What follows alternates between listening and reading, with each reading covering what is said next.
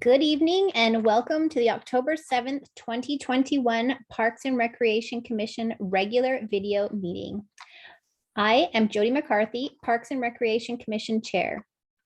In accordance with Proclamation 20-28.10 and the Governor's Extended State Safe Start Order, tonight's Parks and Recreation Commission meeting is using video conferencing technology provided by Zoom. The Zoom video of this meeting is being recorded and will broadcast live via Zoom and will be uploaded to the city's YouTube channel later this evening. City staff Ryan Daly and Meryl Thomas Schatt are here with us tonight, as well as consultant Emily Moon, participating in tonight's meeting remotely. Other public audience members are listening to the meeting by telephone or via the internet. Welcome to all and thank you for joining us tonight. Commissioners, please turn on your microphones.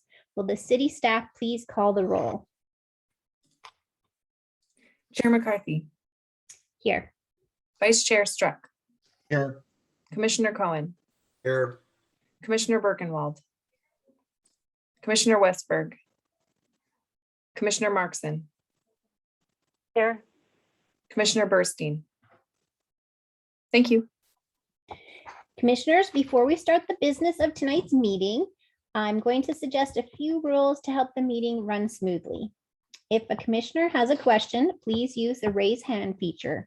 I will do my best to recognize commissioners in the order in which hands are raised. Everyone will be asked to limit himself or herself to one question and one clarifying question if necessary, so that each commissioner has a chance to ask a question before a commissioner is given another chance to ask the question. Additionally, prior to speaking, please state your name for those listening in on the meeting.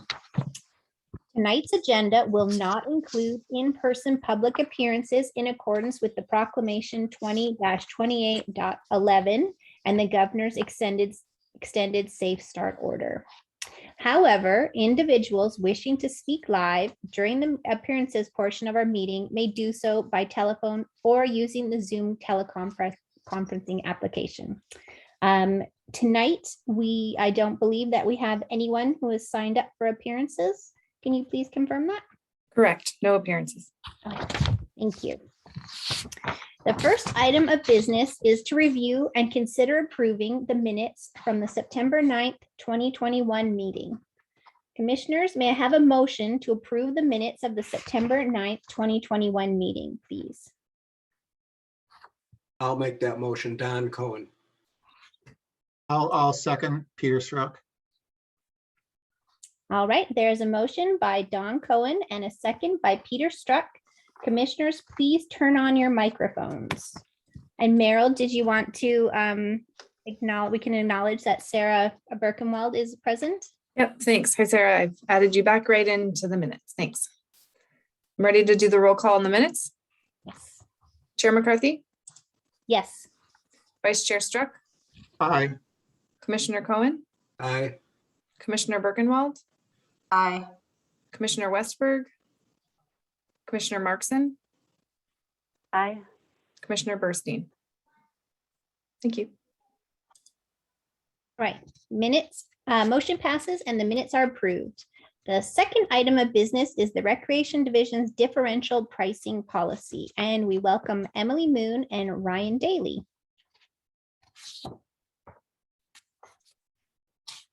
Good evening, Parks Commission. I will hand it straight over to Emily to begin this conversation. And just of note, in your agenda, these are items 2 and 3, and we're gonna more than likely have this conversation combining those two elements. So I just wanted to make you aware of that before we got started. But with that, to you, Emily.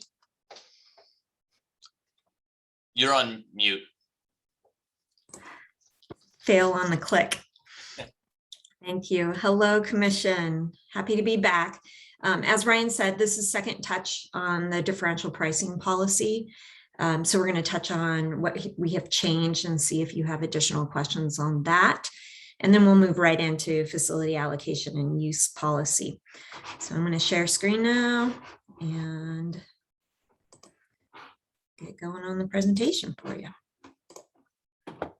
right, you see it all? Okay, fantastic. Thank you.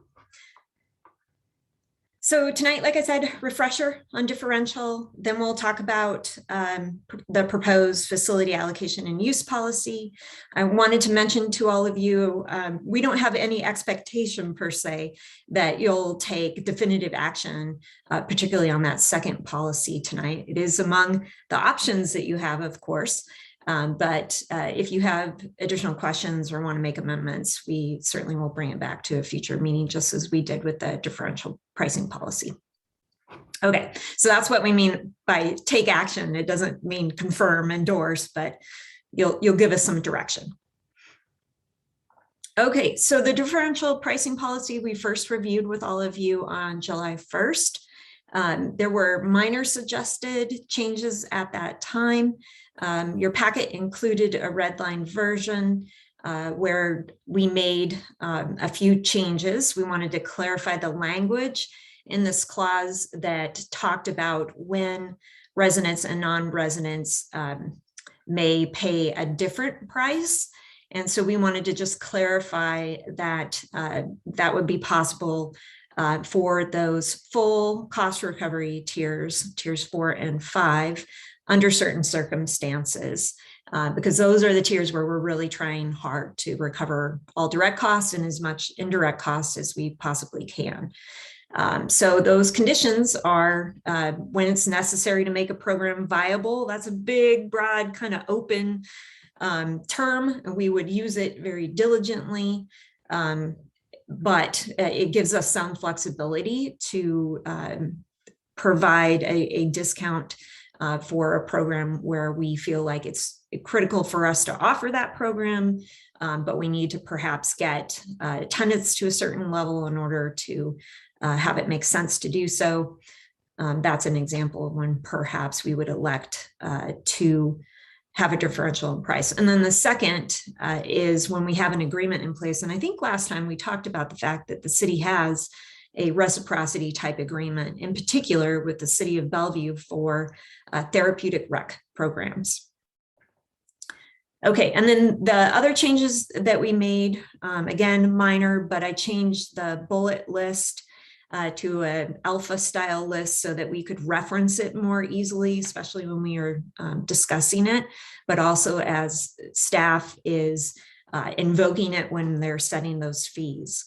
The last thing that I did was just to simply update the footnote that referenced a future facility allocation and use policy, since we do have that policy, at least in draft form now. Okay, and then just quick summary again, especially for our newer commissioner. This policy was meant to give us a framework to guide our decision-making on how to set fees and where we might want to have some groups or individuals treated a little bit differently in terms of what they pay for a program than others. And we wanted to be very clear on which type of programs would be treated in which way.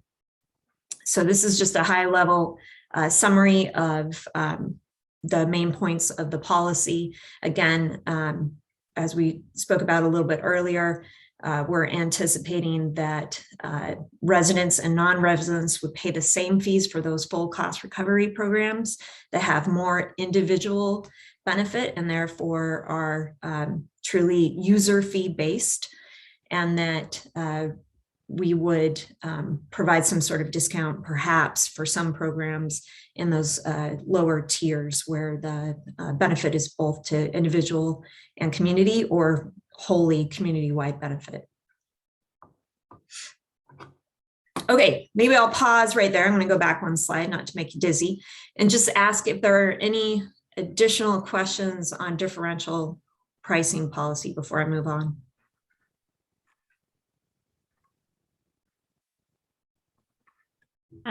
Vice Chair Struck. Yes, thank you. I did have a couple of questions on the differential pricing. And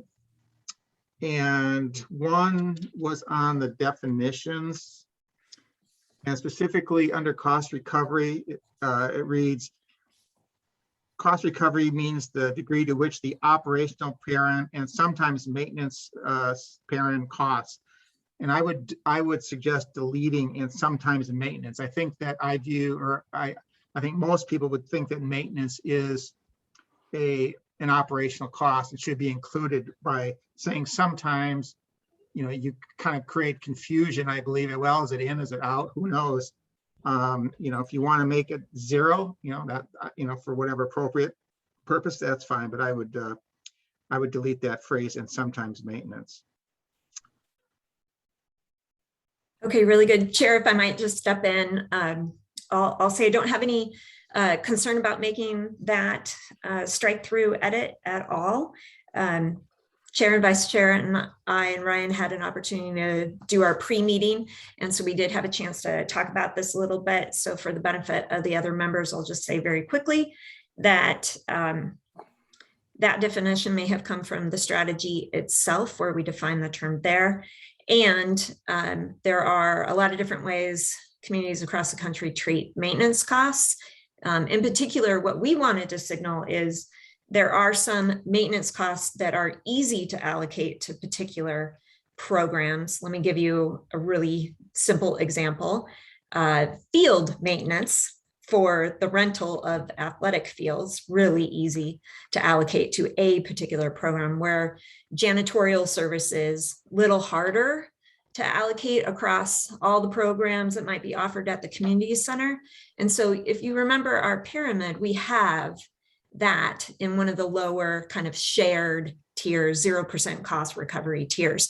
So we will have some maintenance costs that we will be including in cost recovery depending upon the program, and others that will be considered more that administrative overhead costs.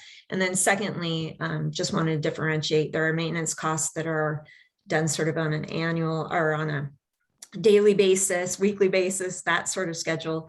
And then others that may be more significant and end up being more like a capital project.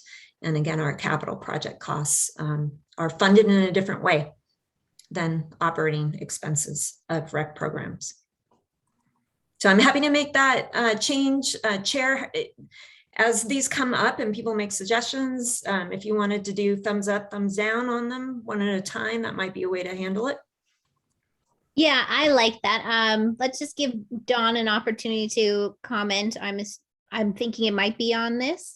Commissioner Cohen? It is not on this, so I'll hold.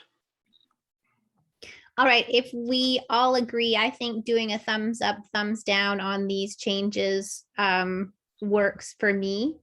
And I agree. I think taking out the sometimes just makes it cleaner. And if, on the back end, when you're allocating costs, you just put zero maintenance on that particular program.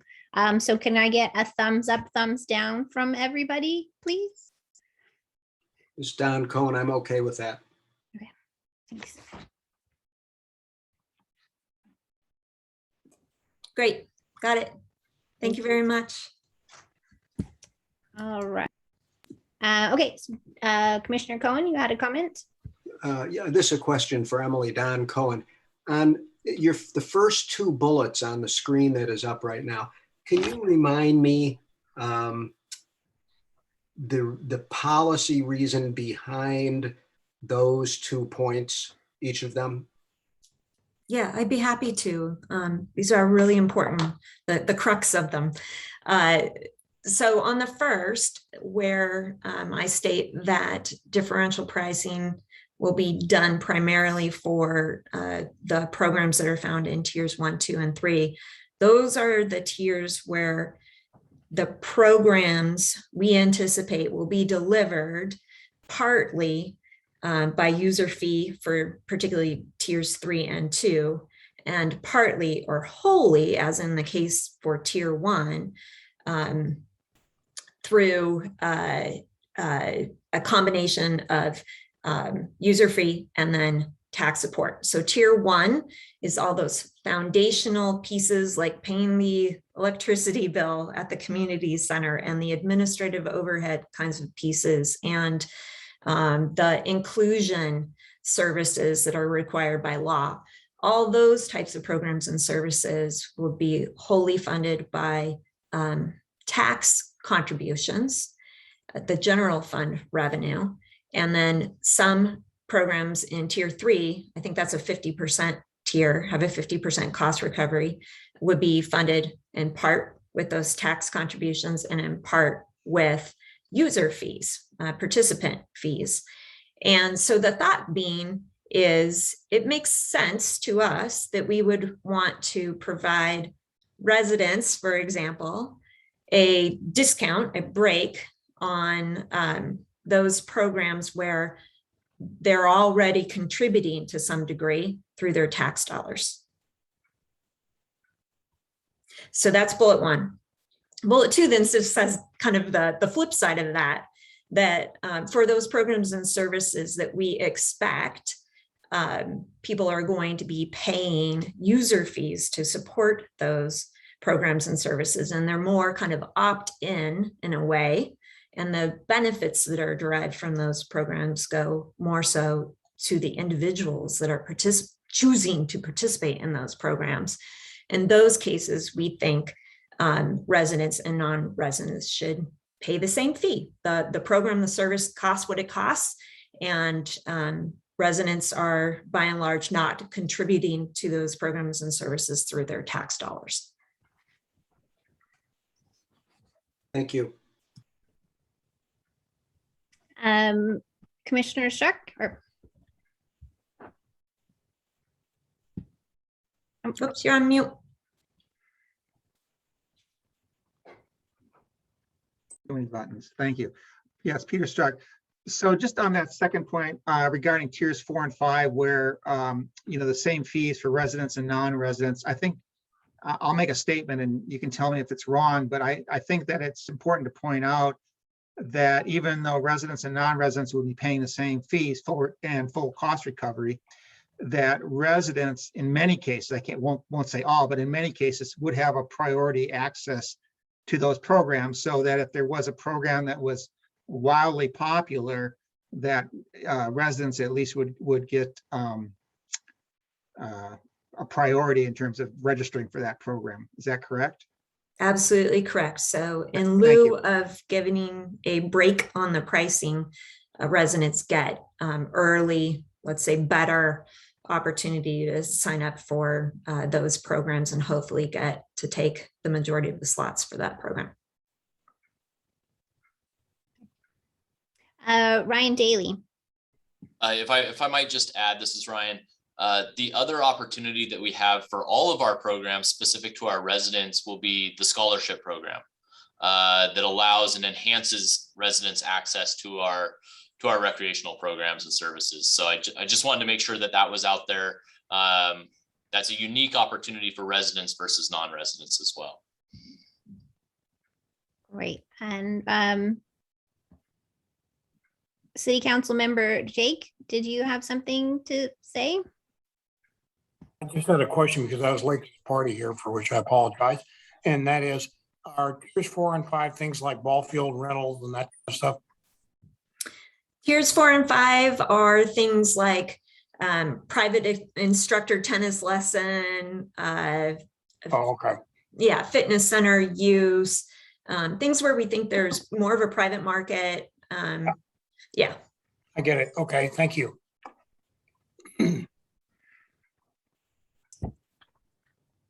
All right. I know that Vice Chair Struck has some other good comments about this. So take it away. Oh, okay. Thank you. Again, Peter Struck. So under the policy,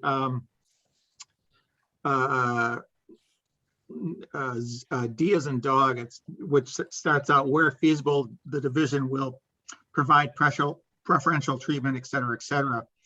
I would like to propose a kind of just a language change where we would strike provide preferential treatment and kind of just rephrase it to say that the division will prioritize reservation access to residents and to find partners for facility rentals. So essentially dropping that provide preferential treatment phrase. And basically the same thing in E, where currently it reads, where feasible, the division will provide preferential treatment, et cetera, again, dropping that and just saying the division will allow residents an opportunity to register for activities and programs before non-residents. Thank you. That's great. And Chair McCarthy, I'll just add, staff also had an opportunity to discuss this with Vice Chair Struck and don't have any concerns about that proposed chair. I think it makes it clean and it doesn't change the nature of that particular bullet point or 2 bullet points. Happy to make that change if the commission would like. Yeah, I agree with that as well. And taking out the preferential treatment comment. Can we get a thumbs up, thumbs down for people, or should we work on the wording the way that we want it to be specifically in those parts to take out that provide preferential treatment? How is that going to work best? I'll just suggest, I thought Vice Chair Struck's, the way that he worded it worked well. And I think it made it pretty clear. So I would maybe ask if commissioners want to accept the way that it was phrased. And if not, then we can entertain what to do. Yeah.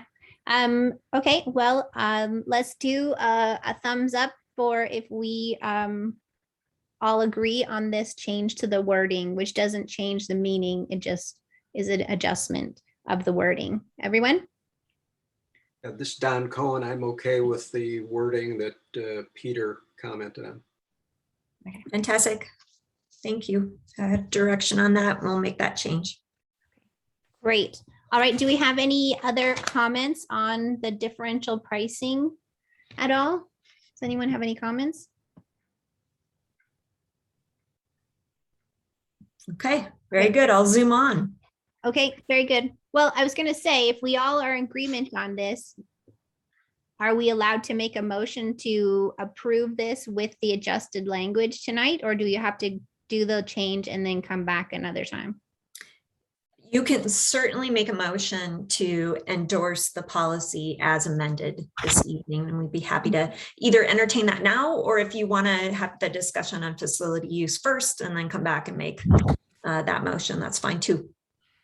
Well, I think we should make the motion now and then move on. Sounds good. Yeah, all right. Can I make the motion, or does somebody else have to make the motion? Anyone can make it. Okay, I'm going to make a motion that we accept the policy with as amended for the differential pricing. This is Peter Struck. I will second that motion. All right, can we do a roll call? Thank you. Chair McCarthy, Aye. Vice Chair Struck, Aye. Commissioner Cohen, Aye. Commissioner Birkenwald, Aye. Commissioner Westberg, Commissioner Markson, Aye. Commissioner Burstein. Thank you. All right, motion is passed. So, Excellent. All right, Chair, we'll move on to the facility allocation and use policy. This is the first time you've had an opportunity to see it, Commission, but we did talk to you in big broad terms about this as we went through the reset strategy. We told you that we felt it was really important for us to craft a policy around who should be able to have access to the facility and for what purpose, what activities are appropriate to have at the facility, and help staff to have some guidance as they are setting up the annual and seasonal portfolio of offerings in the building, and also to provide a little bit of I guess, guidance around which portions of the facility we might want to use in different ways. And so we'll walk through it tonight. I'm happy to entertain as many questions as you have, suggestions. We can come back at a future time, or if you're comfortable with it, you can make amendments and take action. Okay, so the reason why we wanted to put forward this policy, in addition to providing that guidance to staff, is the space is a tremendous resource for the community, but it's finite. And there is constant demand, and that demand comes from a variety of places and changes from time to time. And we wanted to make sure that as we were allocating that space for those varying uses, that we were consistent with a policy and goals that we have for the facility. And so we shaped up the policy to provide that kind of guidance. It provides an opportunity for staff to look at proposed uses in the facility, run it through this policy sort of as a filter, and make sure that that proposed use as an individual use is consistent, but also gives us the opportunity to look at the combined uses, that full portfolio, the aggregated uses in the building at one particular moment in time, and make sure that we are in aggregate getting good representation according to all those guiding principles that you see in the policy. So we do have 4 macro guiding principles. We want to be benefits focused. We want to support diverse uses. We want to make sure that the allocation of uses in the facility is equitable and fair. And we want to make sure that the uses are reflecting our stewardship of the building, our role in making sure that that asset is taken care of. So then we break those down and tell you how we're defining those terms and give you a few more tangible parts so that you'll know what we were thinking by shaping up those guiding principles. And then I have a little note on the screen here. We need to do some separate work to put together a athletic field allocation policy. We want to work with user groups. We want to work with the school district on that ahead of shaping up a draft and bringing that with you. So that'll be coming some point in the future. So this is really only about the community event center. So some main takeaways on this policy. Nowhere in the policy does it say explicitly that commercial sales are not allowed. We have it in parentheses. I think it's the final level. It says not for that, but that's our intention, that commercial sales would not be allowed except for a couple minor types of sales, like educational seminars. And we'll give you an example of a past occurrence of that and why we think that's still appropriate, potentially use at the community center. What we're suggesting may not be appropriate would be for some kind of commercial vendor to come in and rent the city's facility in order to conduct their business of selling a particular product to the community. And I can tell you from my past experience as a city administrator, there are vendors from time to time that come in and want to use your space for that reason, because your space is less expensive than it would be for them to have their own building or rent their own building on a long-term basis. And sometimes the products aren't necessarily the types of products that your community is interested in, may have regional draw, may not even have that. So think that I've had this happen. I'll give you an example. I've had a group come in and want to have a rock show, where they're selling gems and stones, or they want to come in and kind of operate a flea market, a thrift shop, and Mercer Island already has a thrift shop where the city is already involved in that. So I want you to think about the potential commercial sales that could happen there and whether any are appropriate or just a certain classification.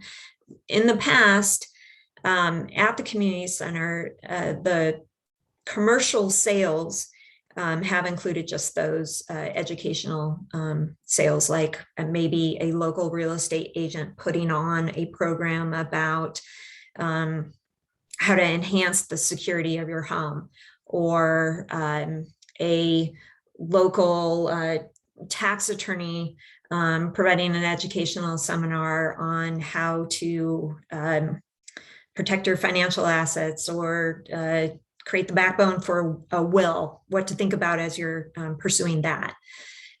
We think that those seminars have the potential of helping your residents, providing something beneficial to residents at a low cost. They would have some broad appeal potentially to your residents. And you may also see it as supporting a local service provider too. So those are some of the sales that we think might be okay. In addition, we're differentiating between commercial sales and nonprofit fundraising. The policy does allow for nonprofit fundraising. And I'll pause here because I can see Commissioner Cohen has a question. Don Cohen, I don't get this. You're telling me that if an estate planning person from Bellevue wants to come over and educate people about what they should have in a will, that's not commercially motivated? Come on, you know, I mean, I've been in this business, not estate planning. I don't see those distinctions, and the market in some ways is going to, I get the idea where there's a direct competition with a city function, but I guess, and this is, I emailed you know, the staff, and I think you were on there too, Emily, that I just didn't understand some of these distinctions. And I don't get it. And the educational one, the examples you gave only heightened my concern. I appreciate the examples because that helped, but I mentioned this in my email. Maybe it's the next bullet. You have the Mercer Island Rotary comes in and they sell T-shirts saying, I'm a Rotary supporter or something like that. And they sell those for $15 each. It's, you know, a quote fundraising event. Maybe because it's a nonprofit, it's okay, but I'm not quite sure. So anyway, those are my overriding concerns on these things that I just don't quite yet get the policy distinctions. Sure. So Commissioner Cohen, let me speak to that other example that you gave. And certainly happy for the commission to debate, are any commercial sales appropriate at the community center? And if so, is it all types of commercial sales, or are some commercial sales activities maybe a little more consistent with the values, the goals that you have for the center than others? So Commissioner Cohen brought up, what about a nonprofit entity like Boy Scouts or Girl Scouts selling a product? And we certainly say in the policy, it is okay for nonprofits to rent the space. We also say it's okay for nonprofits to conduct fundraiser activities at the space. Where we might draw the line at, again, it's not necessarily access in all cases. Sometimes it's just about priority of access, is if Girl Scouts signed up and said, we want to come to the community center and our whole purpose for being at the community center is to sell cookies. That's obviously the primary use that they have in mind. That might put them into the classification where we deal with fundraising activities. If instead the Girl Scouts say, we're going to have a troop meeting, or a combination of troops are going to meet and have some sort of activity there, and on the side, at the end of the meeting, we will have our cookies available for anyone that wants to purchase them while we're there. That's a secondary use. It wasn't the primary reason for utilizing the facility. We would expect that that secondary use wouldn't be something that they advertise to the whole community and kind of trump the primary use. But if they were planning to do the business kind of activity as the primary use, then they would be treated according to that level in our system. They would be a nonprofit just wanting to reserve the space for business uses. So that's how we would differentiate. What's the primary activity for that nonprofit? Is it fundraising or is it not?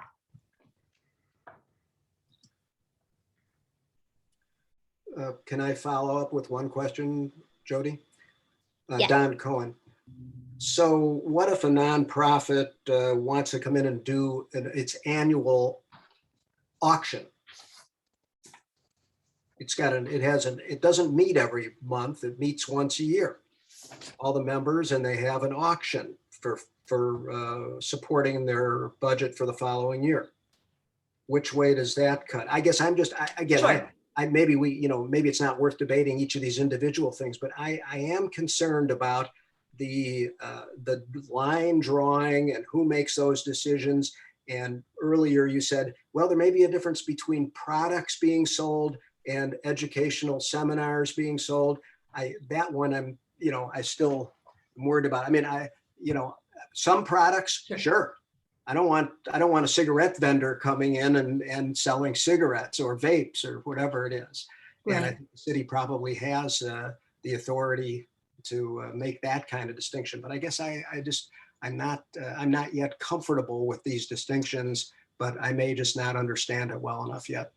Okay, so let's put the sales question, commercial sales aside for a second. And I think that would be a great conversation for the commission. What kinds of commercial sales, if any, you would want to allow at the community center. This issue of nonprofit fundraising, that use would clearly be in level 4. The last item listed under level 4 organizations is nonprofits for fundraising. And I want to step back just for a second and talk about why we have these classifications in the policy. Again, it helps on one level to say what kinds of uses are allowable. And then on a second level, it's helping us to establish a little bit of a pecking order if there is a conflict in reserving the space or in our promotion of the space. So when that nonprofit comes in and that nonprofit tells us they want to reserve the space and we say what for, and they tell us business meeting, we can quickly look on this list and say, okay, I'm not very quick at this yet. Okay, nonprofit who wants to do a business meeting and you are a local nonprofit, then you are in tier 2. You're a Mercer Island-based nonprofit and you want to do a business meeting, great. Level 2 organization. If we get a phone call from another nonprofit though, or a for-profit business that wants to come in and rent the space at the exact same time, that would be a level 4. And we might say, oh, we have a nonprofit that has already asked for that space at that time, a local nonprofit. They would get the booking. That's how that would work. But if that same nonprofit came in and said, we want that space and we're going to use it for fundraising purposes, it's going to be our annual gala or whatever, then we would say, okay, great. You're a level 4 organization for that particular rental. And in that case, again, if by chance, we're talking about few circumstances when this has happened, if by chance an organization that was a level 1, 2, or 3 organization wanted that same space at that same exact time for that same duration, and we had no other room suitable, then one of those organizations would get the space, and that level 4 nonprofit wanting to conduct fundraising would either be given a different space or have to pick a different date. Okay, Vice Chair Stark, you have your hand up? Yes, thank you. Just to follow up on Commissioner Cohen's comments, I guess I agree with him in general in the sense that that I do have some reservations, and I think as I've listened as Emily kind of has gotten into some more examples, I probably am more confused now than I was 10 minutes ago.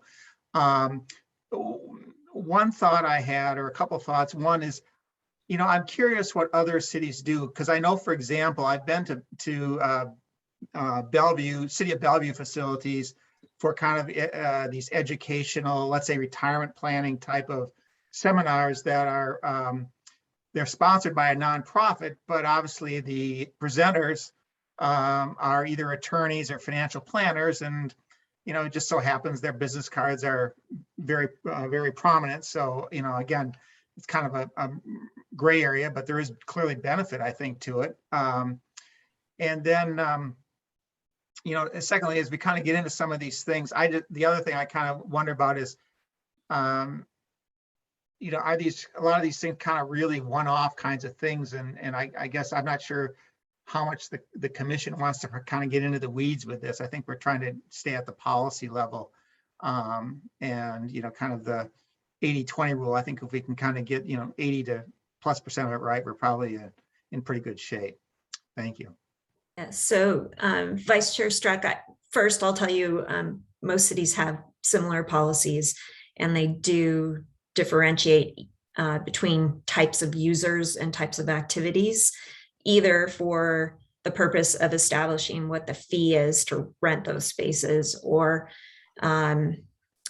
for access, whether that's an allowable use or not, or who gets priority.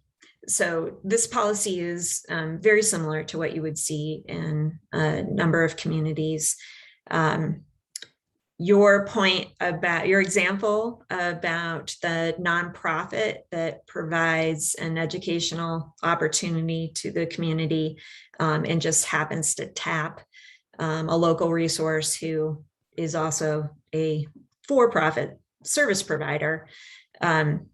What it would come down to is who is booking the space. And that's the way it is conducted now. When we get a phone call from an entity that wants to reserve the space, we use their classification to determine the fee, the access.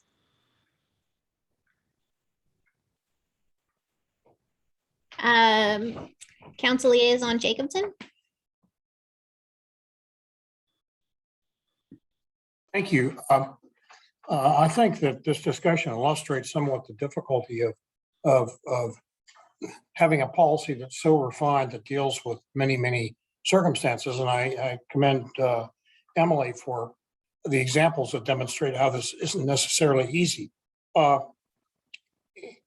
People have to administer policies, and I'm wondering if it isn't a simpler thing to do to say that in the event of a conflict of desired bookings, the director of Parks and Rec, or however that position is finally configured here, has the discretion to make a decision in the best interest of Mercer Island. And because I suspect that the number of times this is going to come up are going to be fairly few, maybe more around Christmas time or something, but I would think that person could call up, Rotary, for example, say, hey guys, how about doing it Wednesday night? And we got you covered in the room you want that night. We don't have it the other night. And resolve it in a kind of way that allows that person to run that resource, manage that resource without being bound up by very, very detailed policies. My observation in life has been that once that happens, an organization becomes somewhat straitjacket. Thank you, City Council Member. I appreciate that thought. And clearly that's the way we're operating right now, where staff has administrative ability to kind of sort out those conflicts. By putting a little bit more detail in the policy, our hope was to be a little bit more transparent about how that decision would be made. So that's our goal. I understand it is absolutely in the weeds, and Councilmember Jacobson, Vice Chair Struck, you both have pointed out this is probably rare occurrence. You're absolutely right. but also the value of putting together this list, these definitions of levels of organizations, helps us spell out to some degree what sort of activities are permissible and which ones are not. And so that's the more policy level side of things. And so maybe we should shift our conversation to really focus on that. For example, this question of how do you feel about allowing commercial sales? I have my hand raised, and I'll just say this. I think anytime we can use this facility to generate funds for the recreation department on a non-conflicting basis, we should be all over it. It's a resource that in the past, I think, yes, we have underutilized for that purpose, not purposely and not any other way, but just we have a heck of a resource. We've got, I can give you an example. Eastside Transportation Partnership, if it ever starts meeting in person again, was looking for a central location.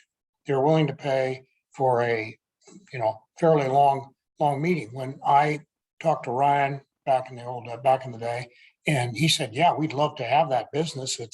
We don't have anything at the particular time that they tend to meet. We had a chance to, knock down every month $4,000 or $5,000. That goes bottom line. And I was perfectly confident that Ryan was running the organization that way. And I think we feel strongly that we should be giving our directors or department heads, whether it's Jason or whether it's Matt Morning or somebody, the discretion to run that organization for the benefit of the organization itself. And I think that's where discretion comes in. We're paying these people a lot of money. We love them. We think they do a hell of a job. We think that they're all over Mercer Island, all about Mercer Island. Let's just say, go at it, raise money. And we trust your discretion. And if let's say Ryan, odd though this might be, or remote as it might be, if he got outside the guardrails, I'm sure the city manager says, hey, Ryan, think this over next time a little bit more carefully. And I think we'd be just fine for a situation that we don't really need a lot of policy to solve. Ryan, did you want to comment? Yeah, Chair, if I might. And I'm not getting off the guardrails, I promise. No, I do think, one of the challenges we've had with this facility, and I appreciate the accolades that you were sharing there, Jake. That was very nice. I do think that personally, I do things correctly. That's my goal as an individual staff member, ensuring that the rest of the staff have the ability to do that as well by following the policy. We do have thousands and thousands of hours of booked time, and though 90% of the time it's a no-brainer decision each time. But to Commissioner Cohen's point on some of these uses, I'd be curious, I guess, to know from the commission, are there uses you don't feel are appropriate to utilize the facility for, specifically for rentals? And Emily had some good examples earlier. One of my larger blowups as a newer manager in this department was a rental that came in that I'll just say was sketchy. Had we had these policies in place, that rental wouldn't have occurred, and we would have had backing to not allow that. So what was it? I'm still not understanding this. It's a good question, but what kind of terrible thing was it that in retrospect we wouldn't want to have? This was one of those traveling auctions that has we'll call it suspect materials that they're trying to push, and they're also trying to attach it to a city building so that it looks more legit. That was a real challenge for us, and so that would be something I would encourage the commission to think about, whether or not we want to be offering these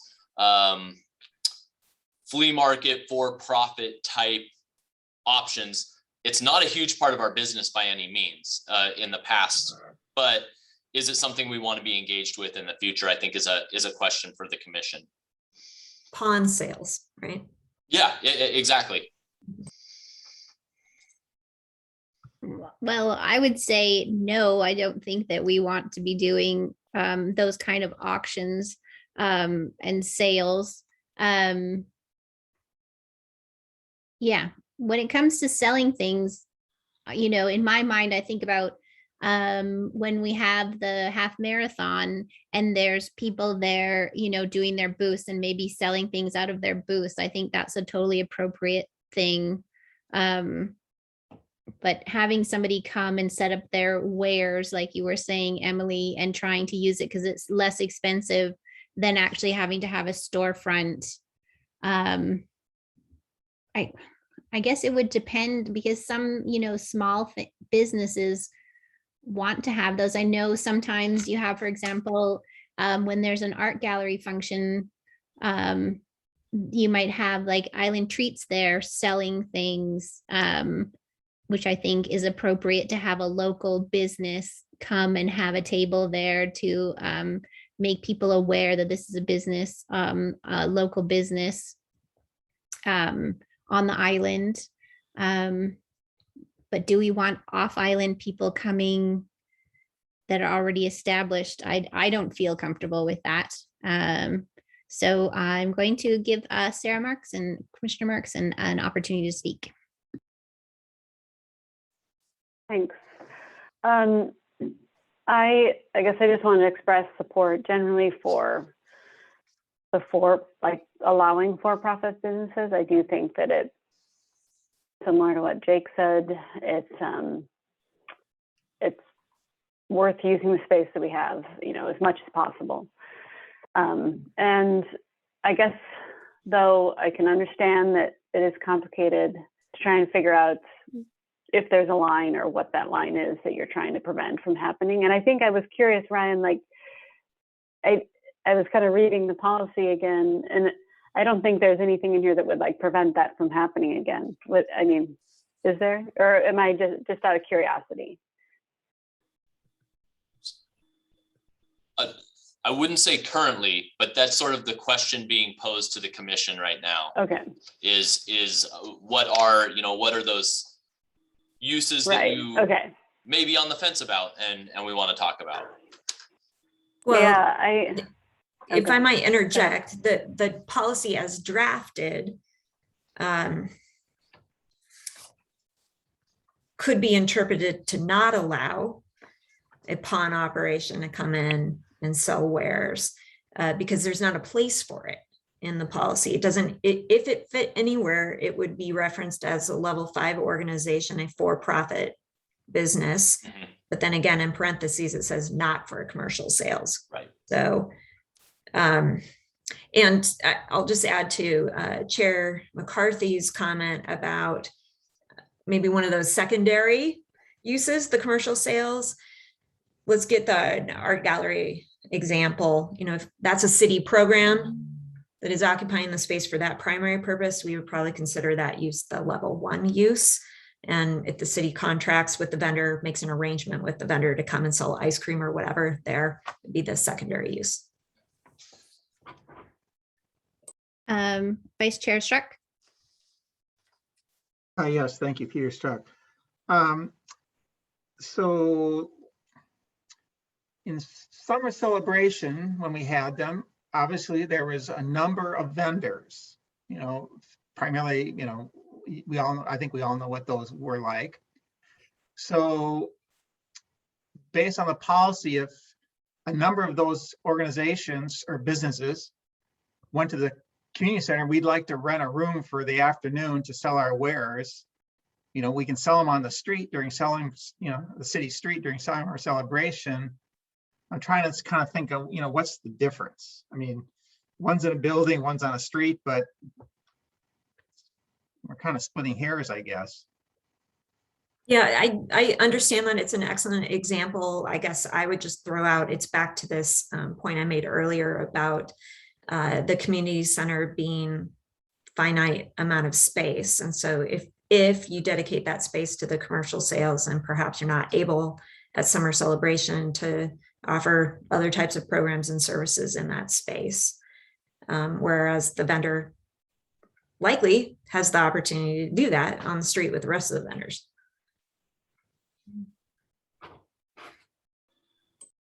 Commissioner Cohen. Yes, Don Cohen. I'm more comfortable with the priority issue than the declining access at all. Let me just say that. To me, it's pretty clear that commercial is too broad and undefined. It's pretty. How do we? It seems to me, somebody putting aside that this may conflict with ski swap or something. If somebody wants to come in and sell sporting equipment or something like that, I'm with Jake on this. Let's do it. You got an interesting question later on in the materials about whether we ought to get a percentage of it, which may be a different issue. But how do you define? Ryan is a great guy, but how do you define totally inappropriate uses that picks up the community as a whole? I trust Ryan only as much as I would ask him to trust me. And my view of inappropriateness or appropriateness may be very, very different.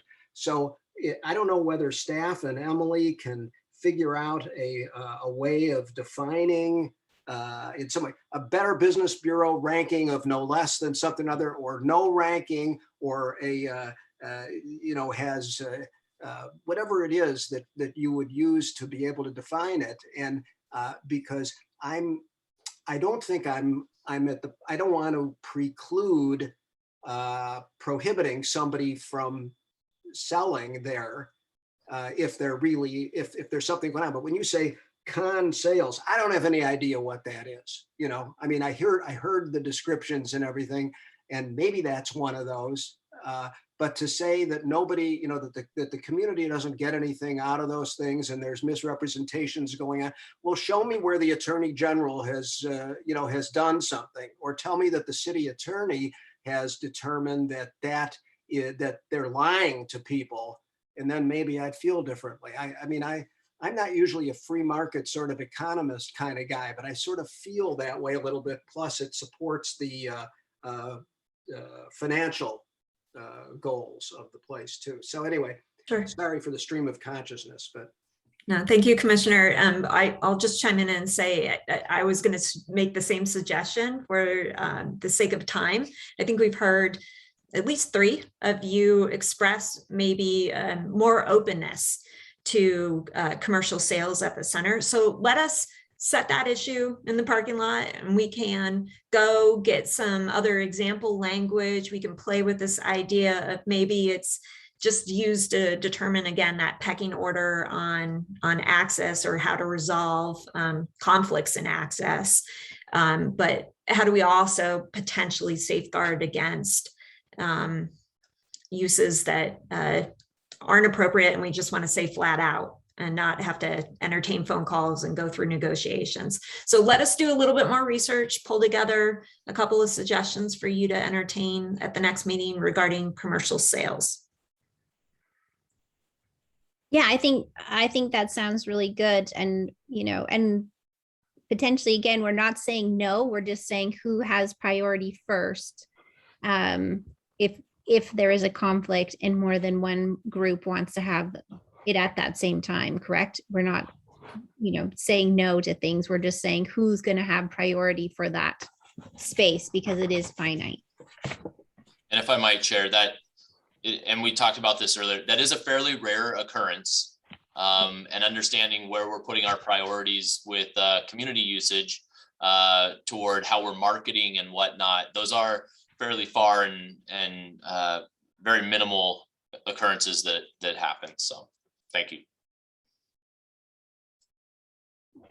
Yeah, that's great. Because ultimately we do want to have it booked up as much as possible, especially during the weekdays when there's going to potentially be opportunities for commercial business meetings and things like that, especially because, as Councilmember Jacobson said, it is very central for a lot of different people. All right, so we are going to move on to item 3, which is staff reports. Chair, might I suggest we have just a few more policy questions regarding the I have some facility. comments too. Okay. Yeah, facility use, and we'd love to get feedback on. So I'm going to just share again real quickly and hopefully we'll still make some steady progress on that. Okay, so the other things that we wanted to make sure that you picked up on in the policy is we broke out the spaces in a couple different ways. We wanted to really think about what are the spaces that have the highest potential for generating revenue. You know, which are the spaces that we typically rent or could rent for those private events, think weddings, corporate events, that sort of thing. And so we broke the spaces into kind of two clusters, and you see those listed as Mercer room and outdoor terrace, and the catering kitchen being kind of can be sold as a package from time to time. It has been sold as a package from time to time. So we really wanted to think about that. And then all other spaces being maybe a little bit different. And then a third type of space being what we're calling not reservable. It's passive use and gathering. So we've had groups that have wanted to reserve kind of that open lobby area. And that poses some issues, you know, when you have other community uses, programs and services happening in the building, or you have additional private uses happening in the Mercer room, for example. We wanted to make sure that we overtly said the community center is also a gathering spot. It's important for us to keep that in mind. And there should be, post-COVID, opportunities for people to come to the center and meet up with, you know, other people and socialize and get a little rest and relaxation, maybe while they're walking through the park, all of that. So 3 different kinds of groupings of space. That's included in the policy. And then another point on this slide that we wanted to make is we have referenced that we think it's desirable to continue the city's current and past practice of allowing for the possibility of fee waivers for those level 1 uses. So let me give you an example of that. And I know Vice Chair Struck had posed a question to us earlier in the day about how often does that occur.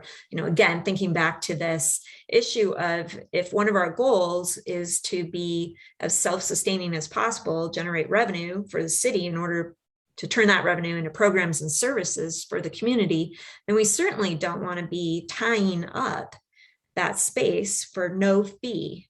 So you wouldn't want to allocate the space wholly to governmental entities to conduct their business meetings.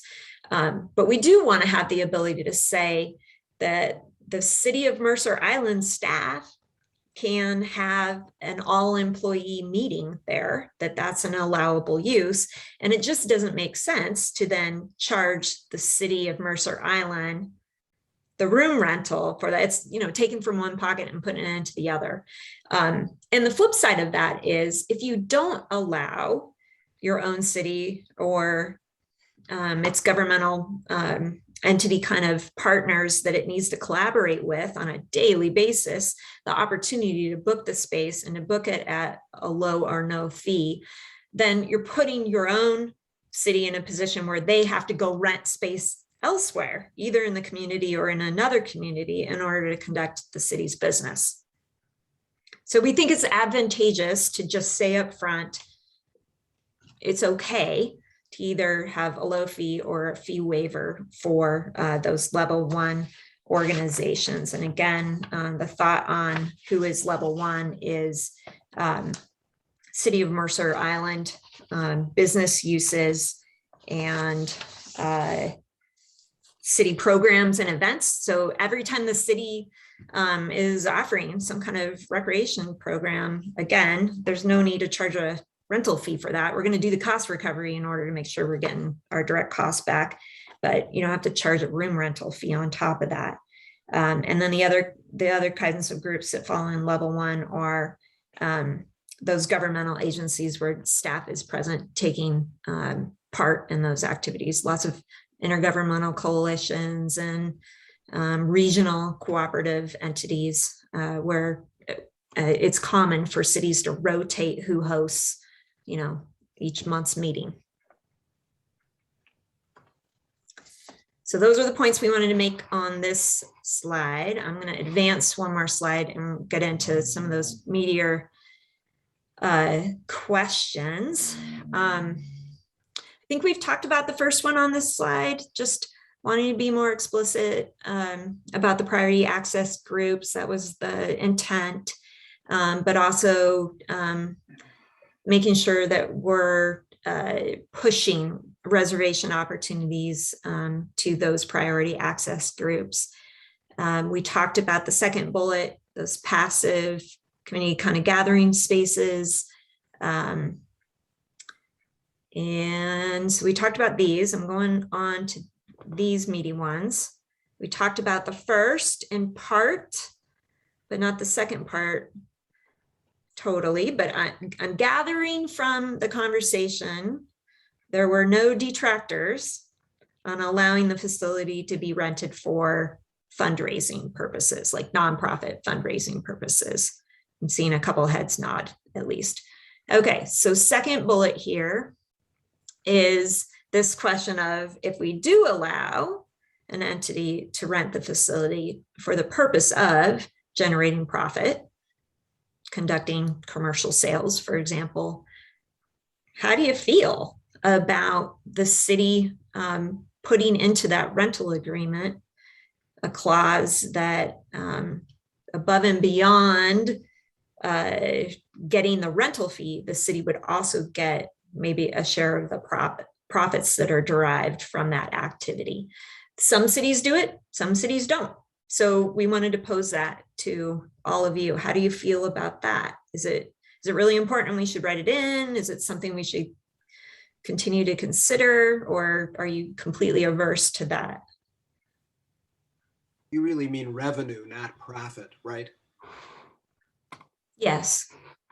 Because you don't want to have to look at the Don Cohn. You don't want to have to look at the books of the Correct. commercial entity and see if they generated a profit. You just want to know that they've made $20,000 and you want 1.5% of it or something like that. Correct. Thank you. City Council Member Jacobson? I respectfully suggest that you run this also by, if it hasn't been, our finance director to see how much effort is going to be involved in doing this kind of thing. And because who's going to do the work and who has the skill sets to do the work? And I think it might be simpler to say, well, somebody's going to come in here. We'll just say the rental fee for that night's going to be, $275, or we will say, and if you don't want to rent it for that, that's fine. Go someplace else, but just take it on the front end and not bother with the accounting stuff. But Matt Morning, because I think Matt has a very good grip on what's easily done and not so easily done for finance stuff. Thank you for that. Commissioner Markson? Yes, thanks. I don't have any, I'm fine with the idea that we charge more for commercial uses. I did have the exact same thought that Jake had, which is that just more pain than it's worth, like in terms of trying to figure out how much you're going to charge them based on how much they made. And I'm kind of assuming, I guess is where my real question is, that you would charge them more, period. Is that part of the level, like one of the priority access pieces? Or is that what this is intended to do? Like this is just. Sure, we'd have like a base. We'd have a base fee. So if the user came in and said, if the policy allowed like a for-profit entity to come in and conduct some kind of sales, then we'd say, okay, you're a level 6 organization, whatever number we're going to put them in.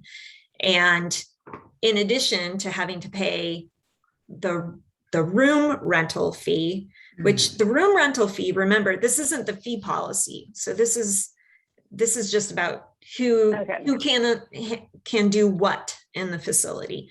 So the fee would be based on our assessment of market rates for renting that type of facility. It would be based on our cost recovery goals for facility rentals. So any kind of user that wants to rent a space would have this base fee that they are charged.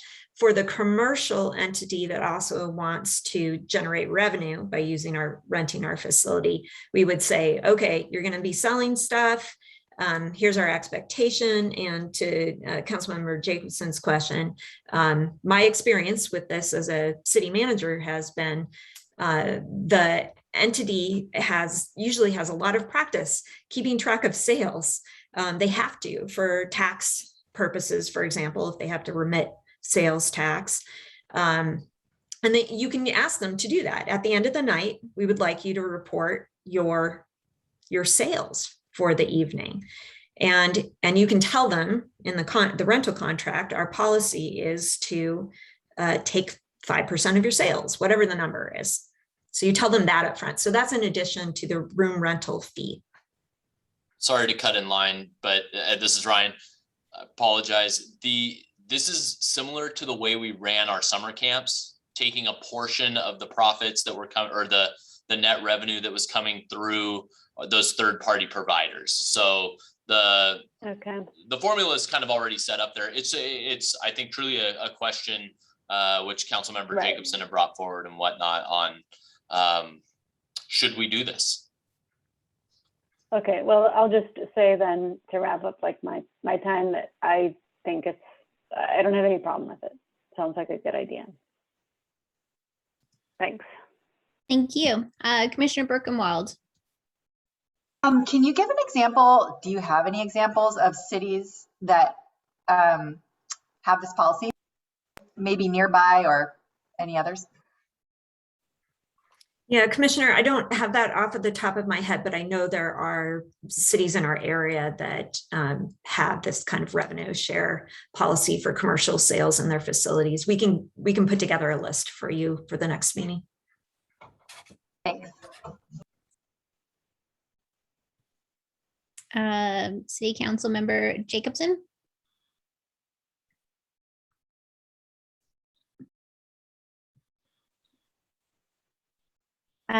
Commissioner Cohen. Don Cohen. I'd be interested in some of those cities also, but it also, I don't have a fundamental sort of philosophical problem with taking a share of the revenue, but it gets into this, what staff and Emily are going to look at is how do you define who the commercial or non-commercial ones who are subject to that is. So I'd be interested in how crisply or uncrisply we're able to define that. It would affect how I feel about imposing the additional cost on somebody. I don't have a philosophical problem with it though. Yeah, Commissioner, that's a good point to make. Most of the policies that I have seen differentiate between like a tangible good and a service. They don't charge a revenue share, or there's no expectation of a revenue share on a service. Like, let's go back to the tax preparation, advice, that sort of thing. You don't really know who is going to sign up for that service ultimately after they leave the community center and which policy they're going to end up buying. So most cities just ask for a share of the commercial sales for tangible goods, the goods that get exchanged right there in some cases, and in other cases, again, the things you can touch and carry.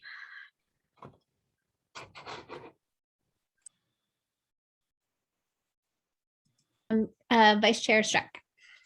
Yes, thank you, Peter Struck. Yeah, I guess I would kind of go along with kind of the theme that most of the other commissioners have. Conceptually, I don't have a problem with this. Again, as others have pointed out, the devil's kind of in the detail of the cost benefit.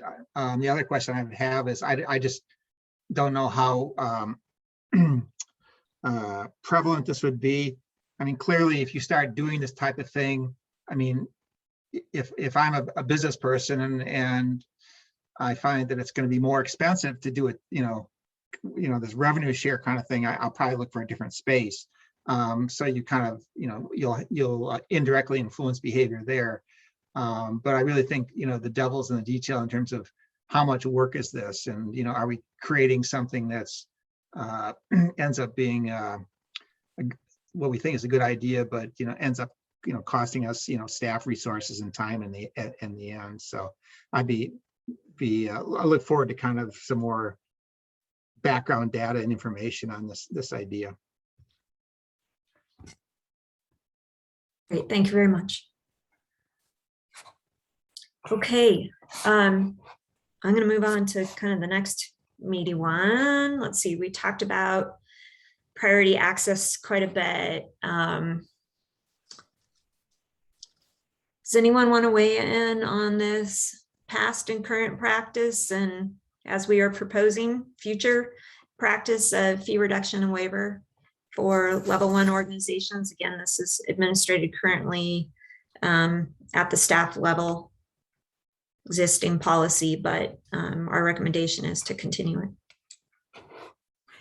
This is Jody McCarthy. I think it makes sense to continue on that line. Why would we take the money out of one pocket and put it in the other pocket for city to be using the facility, especially if it's not being used at those particular times by other people. Vice Chair Stark. Yes, thank you. So I guess I have a little bit different view on this. So if I read the policy right, level 1 organizations have the top priority in terms of access to reservations in general. So yes, the question I have then is, by saying, well, in addition to having top priority to access, we're also going to kind of, discount or do a fee reduction. It's kind of a misallocation of resources in some respect. I think that if you said, well, these level 1 organizations, if they were kind of going to be at the end of the line, then I would probably say, yeah, fee reduction, because you're at the end of the line in terms of priority. And the other comment, I think, Emily, that you made something about, well, on these programs, why are we charging them a fee for the use of the building? Well, again, I would look at it and say, well, if we were going to hold, we have a choice. Let's say a tennis program, we can, go to one of the shore club or the country club for their courts, and that they would charge you a fee to use their courts. So, in that pricing, then to the students or the class members, you could say, well, I got to cover that cost.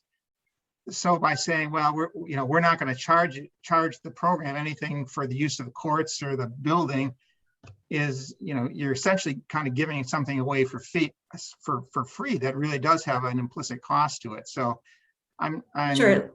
Let me see really, if I can help with that. Okay. Let's take that last one first. So I want to differentiate between the types of programs that would be level 1 and the types that would not. So let's take a tennis program where we are renting the space to an organization that is going to provide tennis instruction. In that case, we will have a rental agreement with them, and we will be charging them for the space. The types of programs that I'm talking about in the policy are, let's give an example of a program, a preschool, play in the gym and read in the, what do you call the little Leaps corner? Leaps pad. Leaps pad, of course. Leaps pad downstairs. That would be a city run, organized, probably city facilitator led. It's not a rental to an outside entity. And so in that case, we would charge a fee for the program according to the cost recovery pyramid. But that cost would include everything that we describe as a direct cost of the program. And the facility use and the use of the electricity and all of that stuff, that would be considered kind of the indirect costs for the city to offer programs and services to residents. So we're differentiating between rental type activities and city run programs and services. Right now, we do not charge the city, who is the owner operator of those programs, a room rental. We say, okay, the city is in the business of providing programs and services to residents. Some of those we charge fees for and try to recoup some of the costs of providing those services, and others we subsidize more. Right. I guess the comment I would make is that you should have a true picture of what you're subsidizing. So to take your example, let's say it costs $100, in maintenance costs, if you will, for that, and if you want to give it all away, subsidize 100% of it, okay, but you should know that the subsidy is $100 as opposed to, well, we're to consider the maintenance cost zero. I think it's sure, not necessarily misallocation, but it's kind of misrepresenting what the true costs are, and I think that's really what we're trying to get at, is to say, we can subsidize any program or any activity to whatever level we want based on the cost recovery, et cetera, but I think we need to have a true and honest picture of what the costs are, and to say that, well, you can just come into this great building and it's quote unquote free. Well, no, it's not, because that building has probably a couple $100,000 of maintenance costs, or I don't know what the number is, a year. Right. So I think we could walk through an example of this for you for a city program where we are accounting for direct and indirect costs. And then we are choosing to set the fee, the program participant fee, at such a level that we recover the cost recovery target on that program for direct costs. So why don't we shape up an example to help show you how we are going about trying to account for and allocate and recover direct costs for a program. It's a little bit separate. There's definitely overlap with the facility use and allocation policy, but it's also a little bit separate from it. I want to get back, Vice Chair, to your concern about the fact that the city is prioritizing the use of perhaps these level 1 organizations that would not be paying a fee, because I think that's the primary concern here. So let me give you an example. Vice Chair Struck, I promised to give you a few of these stats earlier today. So here's one for you. We did a quick analysis of past usage, and we believe that level 1 organization use of the facility was about 5% of available hours of the facility in the past.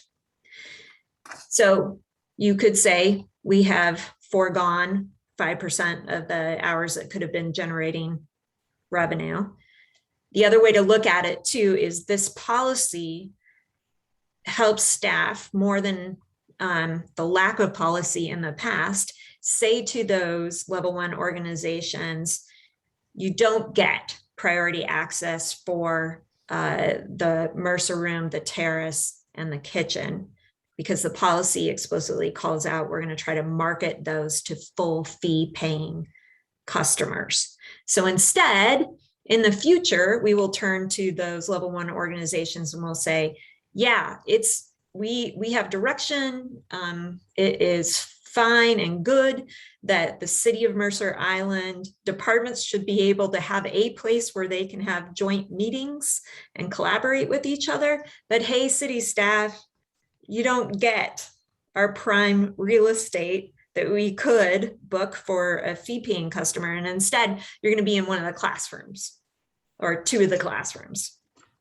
Yeah, thanks for that. I mean, I think that, when you say that, kind of your estimate of, this level 1 organization is 5%. I mean, it kind of scales the issue down to a level that, I'm not going to make a big deal about. But I do think that, for each program, showing direct costs as you define it, then indirect costs, call it, facility rental or facility costs. And, I think both of those should be shown. And then, if you only want to recover direct costs, well, that's, that's a policy decision and that's fine. But I just think that, one should understand kind of what the total cost is. Agreed. And we're moving in that direction. We're going to start by first trying to make sure we've identified all the direct costs, and then continue to do good work trying to shape up what indirect costs are for programs and services. We agree. Sorry to interrupt, but Commissioner Mercer has her hand up. Thanks.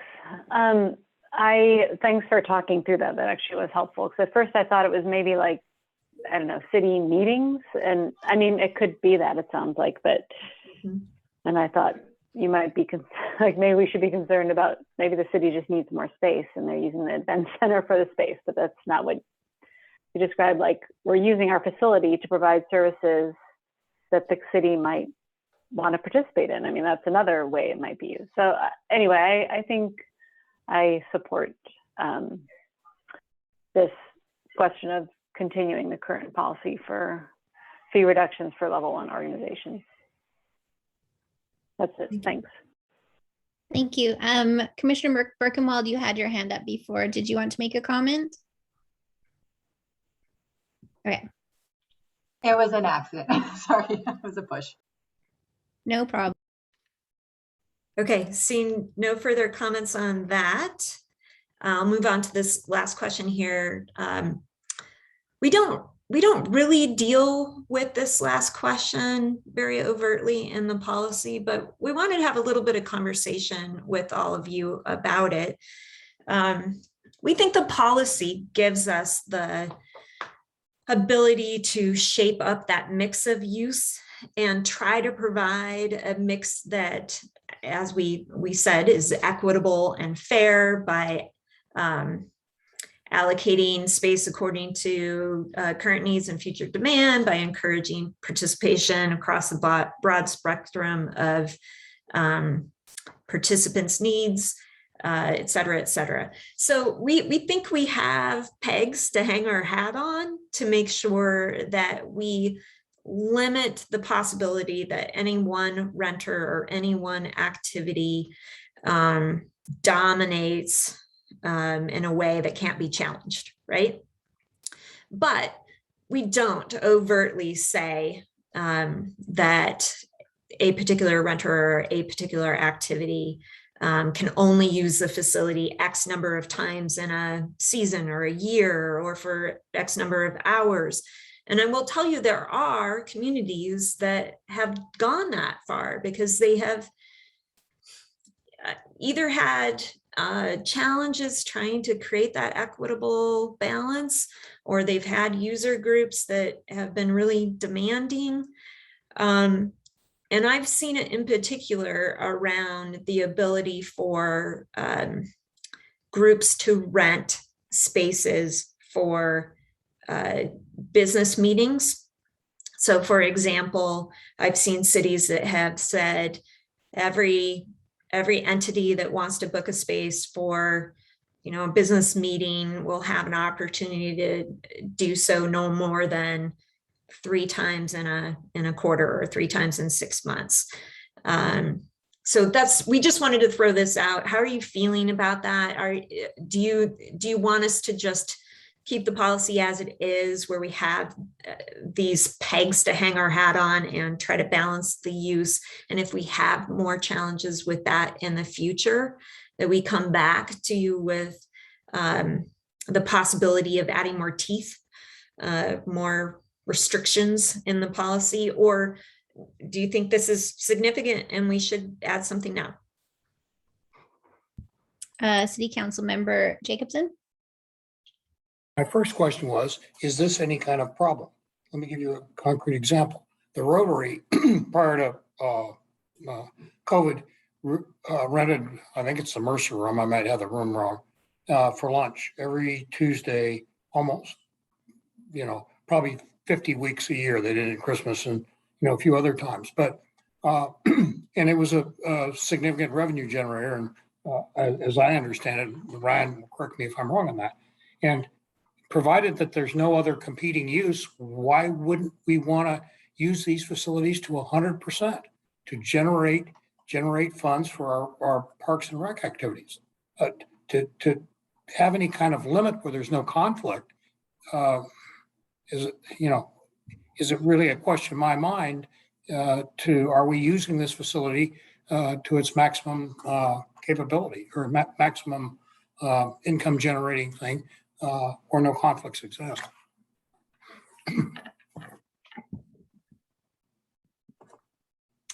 Brian, did you want to speak to that or? Yeah, I would like to touch on that. I don't want to talk about the revenue numbers, but I will say having an ongoing usage on a Tuesday in the middle of the week in the Mercer room does impact your revenue potential significantly. And so I think that was maybe a challenge that we had in the past that we're working with our partners on to see how we can move forward to maximize the use of that room. One of the challenges, one of the biggest benefits to the Mercer room, our location here at Mercer Island, is the ability to host those 2 and 3 day meetings, events, those kinds of things. And those are really limited when you have one group utilizing your biggest, best room with a very small block. So not that doesn't provide numerous benefits to us in other ways, it does create a challenge for leveraging the facility overall.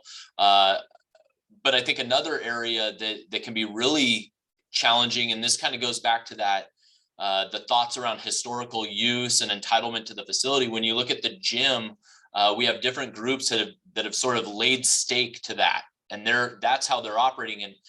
And not that they're not doing really well with that, it limits our ability to offer diverse usages that may be and have the opportunity to be as successful and meet the needs of the community as well. So I think where I'm going with this is flexibility for staff not to be tied to certain groups, have the ability to evaluate what would be best in leveraging the facility. To me is a really important aspect that I would like to see us make sure we maintain in any policy that we go forward with. And I think that's sort of been a theme tonight, is leveraging this facility and maximizing its usage. Thank you, Ryan. Commissioner Cohen? Yes, Don Cohen. One of the examples I was thinking about was you have a group of senior citizens under the auspices of the UW OLLI program. I don't know what that's an acronym for, that used to meet every Wednesday at 10 o'clock, current events discussion and so forth. I think it would be a mistake not to let them do it. On the other hand, I would think it would be perfectly appropriate to have their contract say, maybe you have this, that you can give them, if you give an organization like that or Rotary 4 weeks notice, 3 weeks notice that they're going to get bumped, you know, for a legitimate reason like you've been talking about, then that they ought to be able to do it. So then they go to the JCC like they did. So in even, I don't have a problem generally with this, and leaving it totally absolute discretion. Again, I don't want to be picking among organizations other than on the dollar side of things. I agree with that. I think that's a really good point. Vice Chair Struck. Yes, thank you. So Ryan, to your comment about, getting, new activities in, I mean, I'm looking at, the kind of the policy guidelines or philosophical pillars, and we say, or, in draft form here, encouraging innovation and inclusion through inviting and piloting new uses, programs, and activities. I would think you could hang your hat on that one and just say, well, we've got a new activity, whatever that may be, and we need to give them a chance. And some old established activity, maybe you can't meet here quite as much. I know, for example, the Mercer Island Library, their community room, I believe, at least pre-COVID, was you couldn't rent that or quote unquote reserve it, excuse me, more than once a month for a particular group, so but I think in general, I agree with the other commissioners and City Council Member Jacobson in terms of I wouldn't want to, get really heavy handed on limiting things. Okay, Chair McCarthy, I'll just chime in and say, I really appreciate this discussion and feedback. This is, again, one of those areas where we know other cities do some different things than what we put into our policy. We didn't really address this overtly. We think we gave ourselves enough room to navigate and to be able to push on one thing, like Vice Chair Struck was just talking about, the diversity of the mix, or being able to have the capacity to try new programs. So we think we have the tools in the policy now to avoid any issues on this front, but we did want to just alert you, there are cities that have been more directive on this front and have put kind of limitations on one user's ability to rent or reserve. So we wanted to be transparent about that. We haven't done it. If you felt strongly that we should do it, we'd incorporate it, but I'm not hearing that. So thank you for that feedback. Okay. I think that at this point, Chair, I think we're ready to have any more general conversation about where you want to go. If there are additional questions, concerns, whatever, we can entertain those, or if there is a desire to kind of touch on this general feedback, you could give that to us as well. And then we could see where we're at in terms of making any substantive motion if we need it. Okay, Vice Chair Struck, what is? Yeah, just real quickly, for completeness, so on the definitions under cost recovery, I have the same comment of dropping it and sometimes maintenance costs thing that we talked about on the earlier policy. Very good, thank you. We'll make that. Yeah. Yeah, overall, I don't know. I like the policy overall. I think it gives enough room for discretion, but also lays it out for if, people push back on it to say, we've thought about this and these are some things that are important to us for the community center. Does anybody else have any comments? I just had one question. Sorry. Is it okay? Yeah, I didn't absolutely. raise my hand. Do you report how many of each level, or can someone go and look and see, well, who's renting the facility in the last year? Yes. Or track it by level groups, or how would that be done? Yes. Or is it done? Yes, it has been done, but the categories were different. Okay. They don't align well with the way that they're set up in this policy. But going forward, we would track according to each of these levels and be able to report back to you and show you that data. Okay. Great, thanks. Commissioner Cohen? Oh, you're on mute.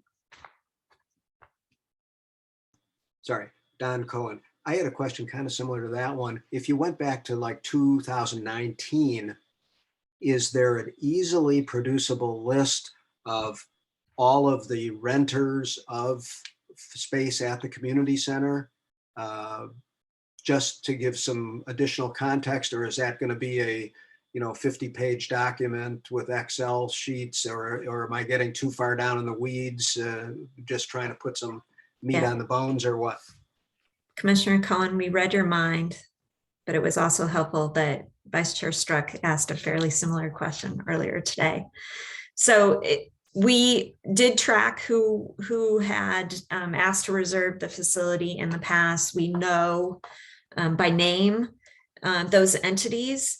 They didn't, of course, they weren't sorted into these same buckets that are in the draft policy. But if we look back, and we did this today, do a quick analysis, back of the napkin kind of analysis to try to understand who was using it, to what degree,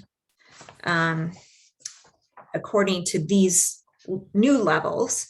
I gave you the 5% number. So level 1 organizations was about 5% of the use. And we could give you examples of who those entities were. Level 2 organizations, this is like the Mercer Island, nonprofits, school district, that sort of group. About 15% of the time, the facility was being used by those types of groups. Level 3 organizations, which are nonprofits with recurring programs, presences, but may not be based in Mercer Island, that group constituted maybe about 20% of the reservations or hours of reservation.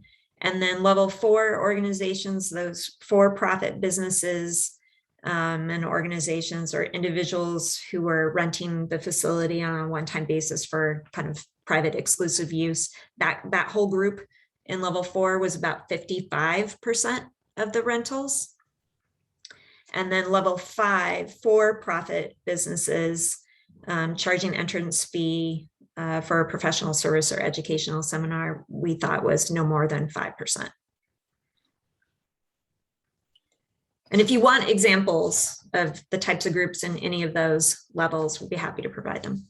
I would like that. You've learned that you're so familiar with the terminology and everything, and some of us need repeated example reminders to be able to understand it better. So again, I know some people who have rented it for a memorial service.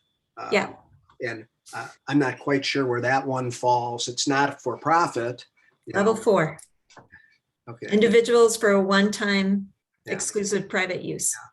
Yeah. So Commissioner Cohen, be happy to provide a small list of examples tonight, or if it's just something that's more curiosity based or would help your education and understanding of the policy, what I would suggest is Ryan has those examples. We could just shoot that out via email to everybody if you'd like.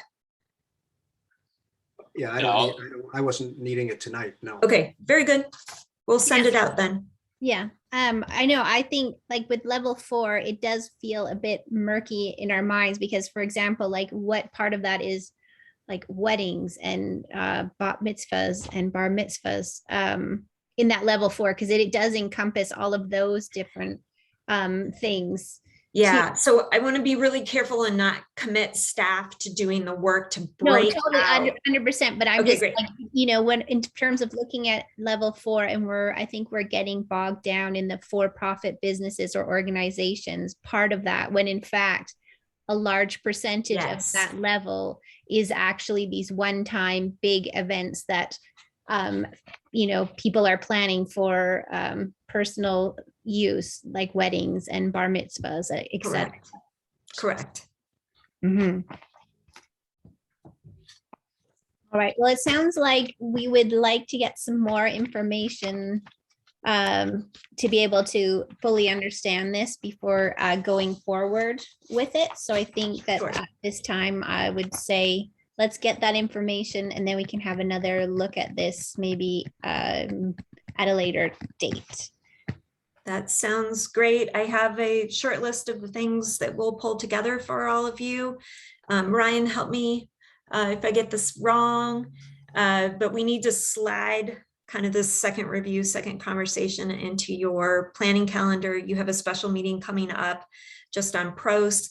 Well, we may wait until that occurs to decide if we're bringing this back to you at your regular meeting in November or if it will be December. Mm-hmm. Does that sound good, Ryan? Yeah, I agree. Honestly, I'm leaning toward December, knowing where we're going at this next October meeting, and we'll talk about that a little bit later on tonight on what the schedule looks like. But yes, that works. I would just, if I could make one more, we were talking about all the percentages and whatnot. That level 1 category includes your recreation programs. and that usage was only accounting for about 5% of the use here at the community center. So to kind of take that and use that as a thought for the level of programming that was being provided by your city staff here in the facility, it's a good nugget to hold on to. Really good. Definitely. Okay. Thank you, Commission. I will just say that this was a really good discussion. I think we have enough to go off of. I appreciate your support as we have worked to develop these. It is still our goal, I'll reiterate this, to have these policies solidified so that we can put them into practice hopefully next year. And even if we don't take action on the facility use policy, we sort of know where you're headed now, just even by this conversation, and that helps us to shape up how we'll go about allocating space for that first quarter of 2022. Plus, as you're going to hear soon from Ryan, we're not still doing full kind of back to normal operations early in 2022. So I think we have time to really implement whatever policy you adopt. So thank you. Thank you. Okay, so I'm looking at the time and it's 7:16. Do we want to break for 10 minutes, or how long would the fourth item of business be? Could we push it to 7:30 and then take a break, Ryan? It's at your will. I would say I am good to go with keeping this rolling. I think we're on a good pace. This agenda item shouldn't take too long. In all honesty, it's the commission receiving report, asking questions if needed, and going from there. So I would leave it up to you. Okay, well, if everybody else is okay, I would suggest that we keep going to get this done. Does that work? All right, I'm seeing thumbs up. Okay, let's keep going then. Fourth item. Works for me. If you need to get up and use the restroom or check the Seahawks score, I'm completely okay with that. Just don't tell me. That's our rule tonight. If you could take a second, I'm going to share my screen.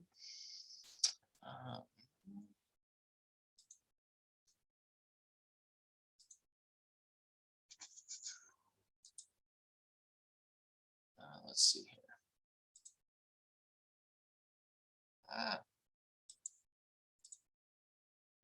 Oops.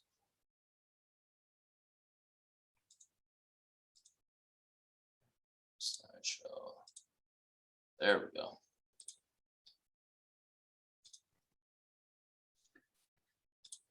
So Ryan, this is Peter. While you're kind of getting set up there, will the slide deck that you just put up, will you be sending that around for us later? The one that I have right now up on, well, you'll get all of the slide decks from tonight. So okay, yeah, right. Those will be attached to the packet and sent out to all of you. Okay, thank you. Yeah. All right, so we are talking about the Recreation Reset update and a 2022 preview tonight. And so what we're going to be covering is we're going to talk about a quick review of the 2021 staffing model and how that sort of evolved and changed over the last year. I'm going to give you an update on the 2021 programs and services and what our status is going toward the end of the year now that we're officially in the fourth quarter. And then I'll be providing an update on the 2022 proposed staffing model, the programs and services, as well as the proposed budget. So beginning in 2021, this was what the staffing model looked like. It included myself being the operations transition team manager, a 0.75 FTE, recreation and operations coordinator, and then a recreation and operations coordinator as a full LTE as well. And I'll just remind the commission that those two positions in yellow were split and working with the EOC for the majority of this year. That model evolved into the model we're currently in right now, or will be in the next 2 weeks.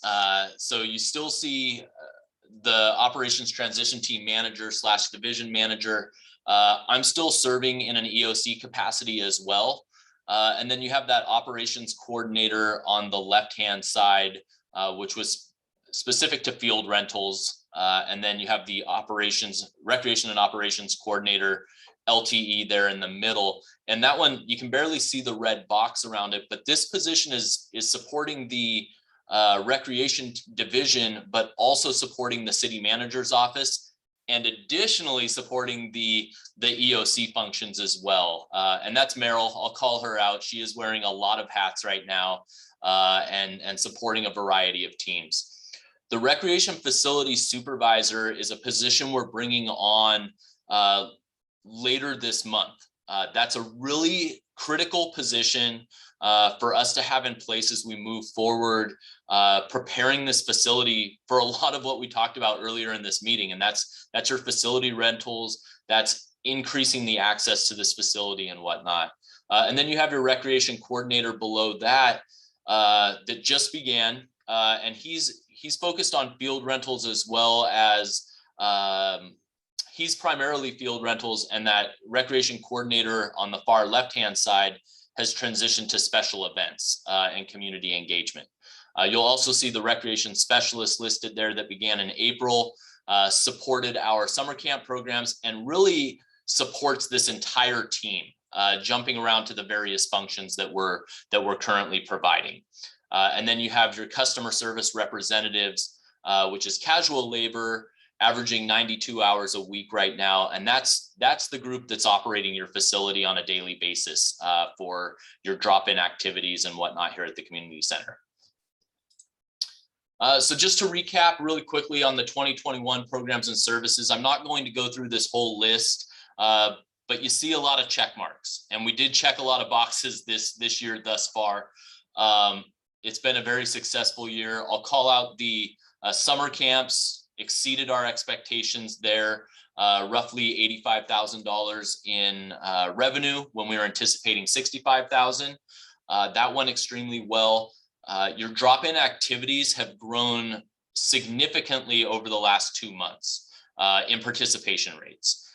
We started out averaging about 20 a week, and yesterday we had 78 people in the building taking part in pickleball or badminton or volleyball or drop-in basketball.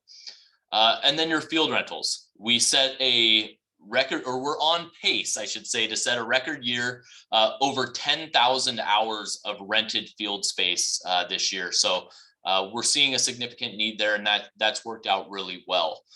The Arts Council work plan, sometimes we forget to talk about this as much, but it does drive a significant amount of the work from our division to support that. And that's in the form of mostly music in the park, the Mercer Island Art Gallery, which will be opening up here later this month. And then we also have a community art project you'll be hearing about at Mercerdale Park, which will be sort of an art experience.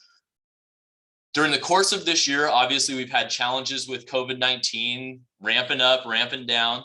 One of the things we had anticipated doing was offering our gym rentals this year. That's not something that was going to work out with various restrictions that were put in place. And so staff is transitioning where our focus is, and we're focusing on those outdoor recreation opportunities. So you're going to see in the coming months storybook walks, which we did during the summer in Luther Burbank earlier this year, as well as different meetups with Leap in the parks, a park scavenger hunt, and then continuing to work with our community partners such as MIPA, the JCC, and the Boys and Girls Club. And of course, enhancing our community partnerships. And I think that's something that I don't want to undersell at all. That's been a real, call it a positive coming out of the pandemic. Our relationships with a lot of these groups, such as 1MI, the Community Fund, MIPA, those that I've listed earlier, have really strengthened, and we've leaned on each other to be able to offer a lot of different services and programs. So what's left? And I'm real proud of this comment that I put under there. It's the fourth quarter and we're looking to score.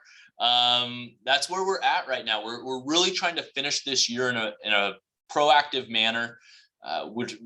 I'm not going to go through all of the special events and community engagement, but there are quite a few, and Illuminate MI is one of those bigger ones that takes a lot of resource, but also has a lot of different elements to interact with the community. So look for information coming out on that soon. Your outdoor recreation programs, as I mentioned earlier, that's that drop-in style. These are individual and family-oriented activities. You're not going to see your typical recreation program, maybe, where we're grouping a lot of people together to go do something. We're really focusing on those individual and multi-generational activities that we can offer. I already spoke about the temporary art installation, but our field rentals, we're at that spot right now where we're flipping things over. Ultimate Frisbee is a large user for us right now, as well as football, soccer, and lacrosse. So, once we moved into this fall time, we start changing things.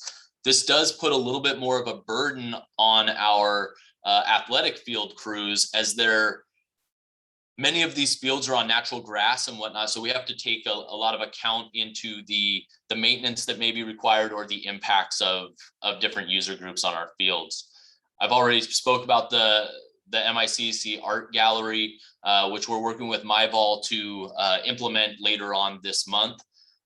And then I also spoke about the drop-in programs. But what's really important with where we are over the next 2 months is preparing for 2022. I mentioned that position, the recreation facility supervisor role. That is huge in how we update our administrative policies and procedures to start offering these rentals when we're able to do so, which I'll talk about here very soon. And preparing the fitness center, developing and marketing and communicating when our rentals are going to be available. We're hitting that spot where the community needs to know how they can get in and book our facility and utilize it. And then we have a lot of new staff. Everyone, we have a couple key staff members who've been here for a while. Other than that, everyone's new. And I think we're learning that onboarding process takes maybe a little more time than we thought. And maybe we're really fortunate right now over the next 2 months to dedicate time to those new staff members to really be set up for 2022. So just talking, and I'm not going to read this slide, it's got a whole heck of a lot of words on it, but our focus as we move forward is that professional management and accountability. We're cross-training our staff and being very flexible in how we use them.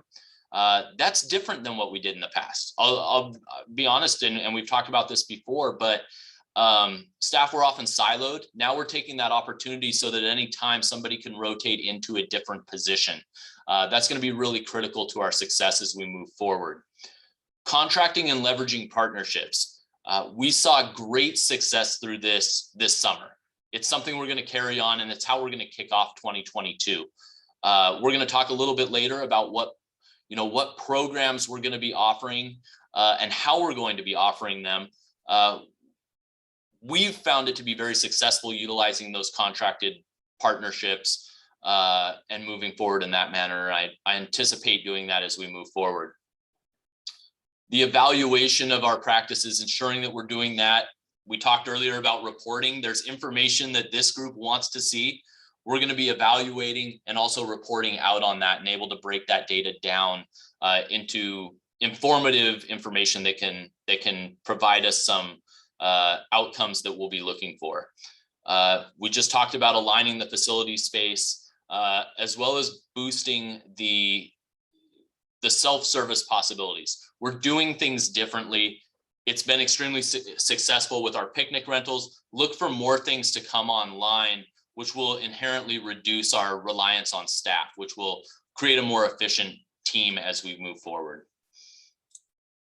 So this is the proposed staffing model that we're looking to move forward with in 2022. It looks remarkably similar to where you're ending the year right now. The big difference that you're going to see is that we're moving forward. They're closing down the facility. Sorry, I'm yelling at them not to set the alarm on me. But it looks very familiar to where we were before.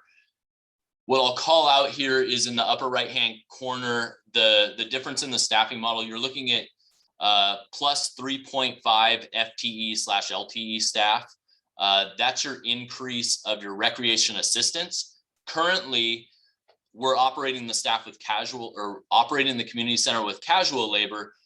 We're converting these staff to FTE positions because that is the ongoing usage of your facility. Those are your operating hours that that staff is going to be dedicated to. Below that level, you have your casual labor. And this work group, that's really where you see the fluctuation. That's where you have the ability to ramp up or ramp down dependent on what the usage is of the facility. And that being your after hours rentals, your extended hours for the community center and things of that nature. So what is that group delivering? We already talked about 2021. Those items are going to carry forward. But what's new in 22 is you're talking about those program offerings. You're expanding your community partnerships, your contracts and your rentals to be able to meet those programming needs. Your drop-in activities, your community center is expanding. You're not just offering something in the gym, you're utilizing the entire facility and having those possibilities of card games or ping pong, opening up the game room for people to come in and sit down and relax and socialize. You're extending your operating hours from 41 currently to 64 as your base hours. You have the ability to go up to 92 hours to meet the needs of the community as they have rentals and different usages. Your fitness center opens back up.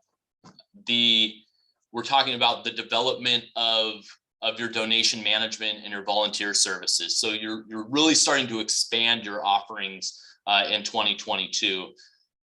And then you have your special events, and we're identifying some of the projected 2022 events here, but it's an expansion of Mostly Music in the Park. It's bringing back programs such as Shakespeare in the Park that were coordinated and facilitated by the Arts Council. You're continuing Illuminate MI.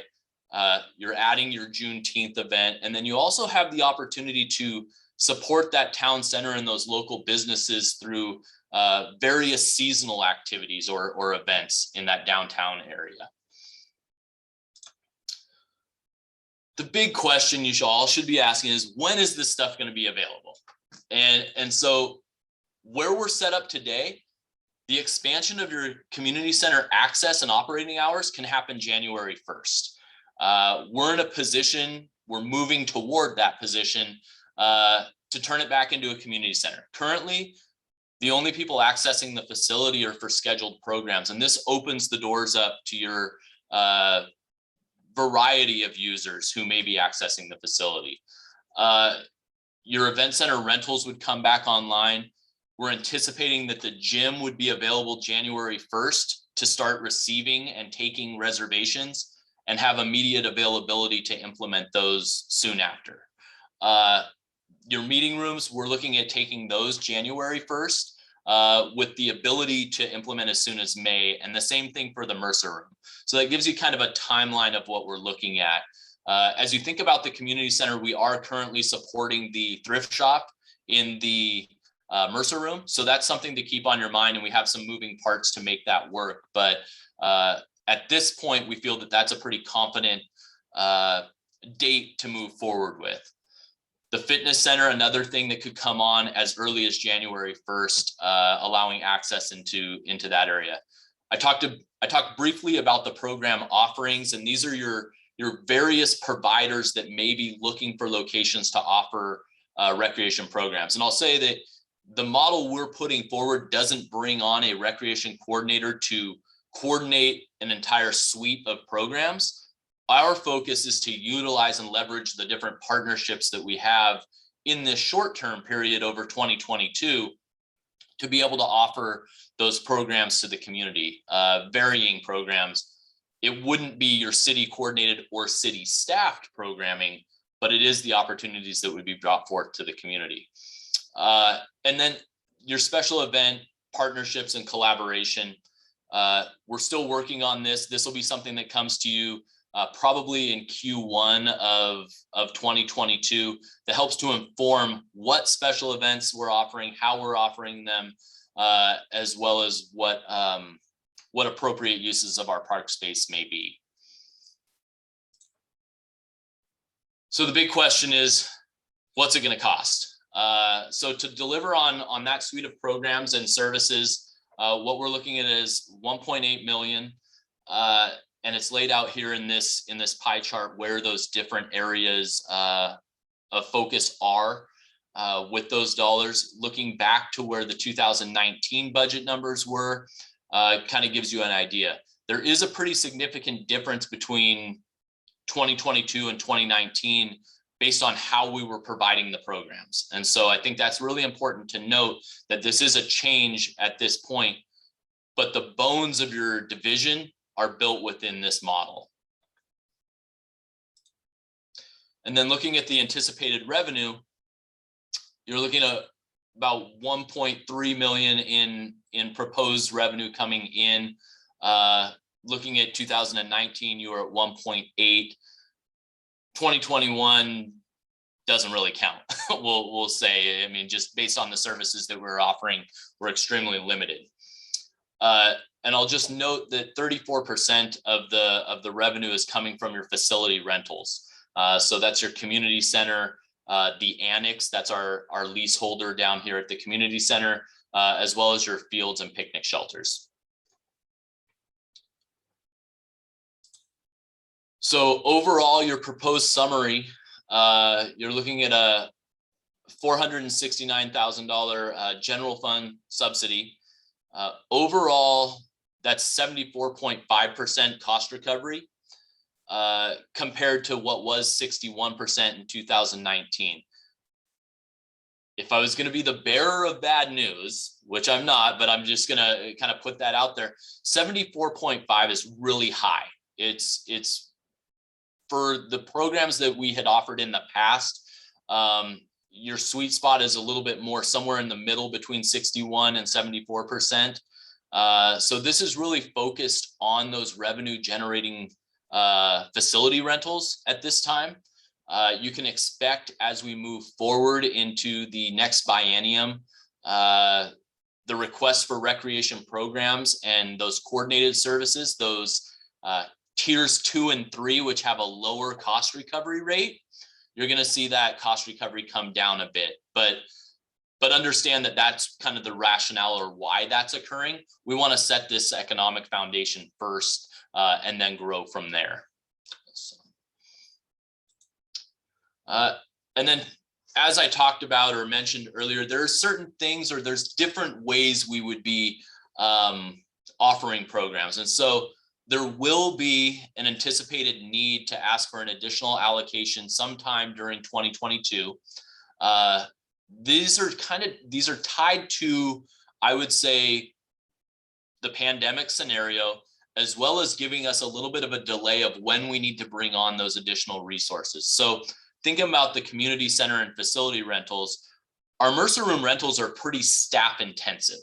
They're after hours. But we're not anticipating offering those until May. We want to get a pretty good feel between January and April or January and March of what's our volume going to be as we go into summer, and then start bringing those resources on.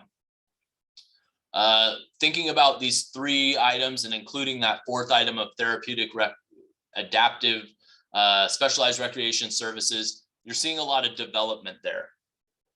Typically, that's recreation coordinator level work, developing those programs and offerings for delivery by city staff or a more comprehensive recreation programming suite.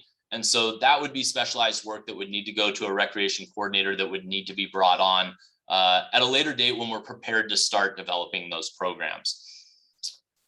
And then enhancing the community partnerships and developing the volunteer program and using the greater level of volunteers. This is something that would come on later in the year when we're in a situation we have those programs and we're starting to develop what those opportunities are and how we can utilize those volunteers and those partnerships. So that would be an expansion later on in 2022.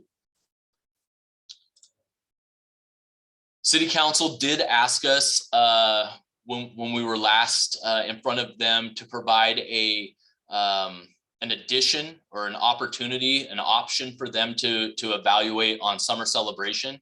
What staff is currently working on is a Saturday event at Luther Burbank Park, or I shouldn't say we're working on it, we're developing a a budget for this for review, which would include fireworks and a concert at Luther Burbank, and on a Saturday, and then on a Sunday, collaboration with the farmers market and a concert at Mercer Park. And I think there's other elements that could fall into these as we move down the road of what partners may exist and want to be a part of this type of a festival.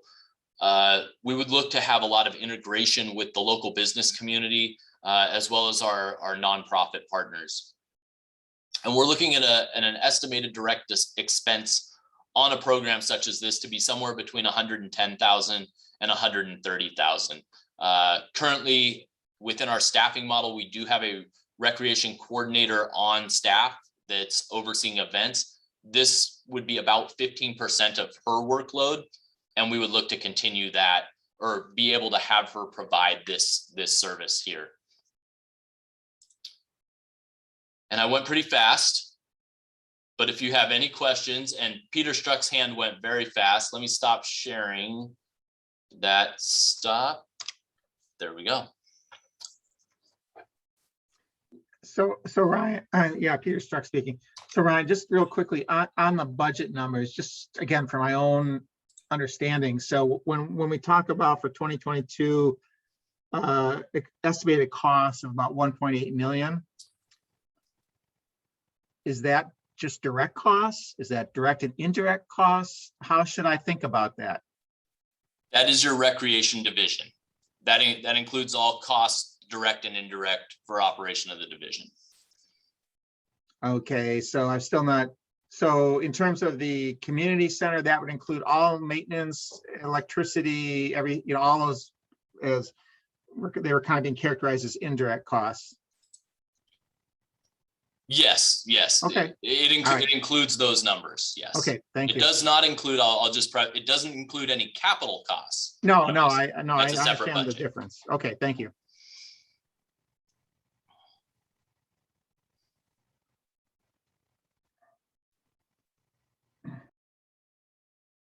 All right, it doesn't look like we have any other questions for you, Ryan. Gosh, you guys want to watch that Seahawk game? I can tell. Jeez. Oh. No, I fully understand that this presentation, I crammed a lot really quick and dumped a lot on the commission's plate here. But this slide deck is going out to all of you. Take a look. Obviously, myself, I'm available for questions as we move forward. We're going to be giving the city council their first look on November 1st. That'll be sort of their first review of the 2022 budget amendments. And then we'll be coming back, I believe it's later in December, where we would be finalizing things for 2022. All right, Councilmember Jacobson, did you have a comment?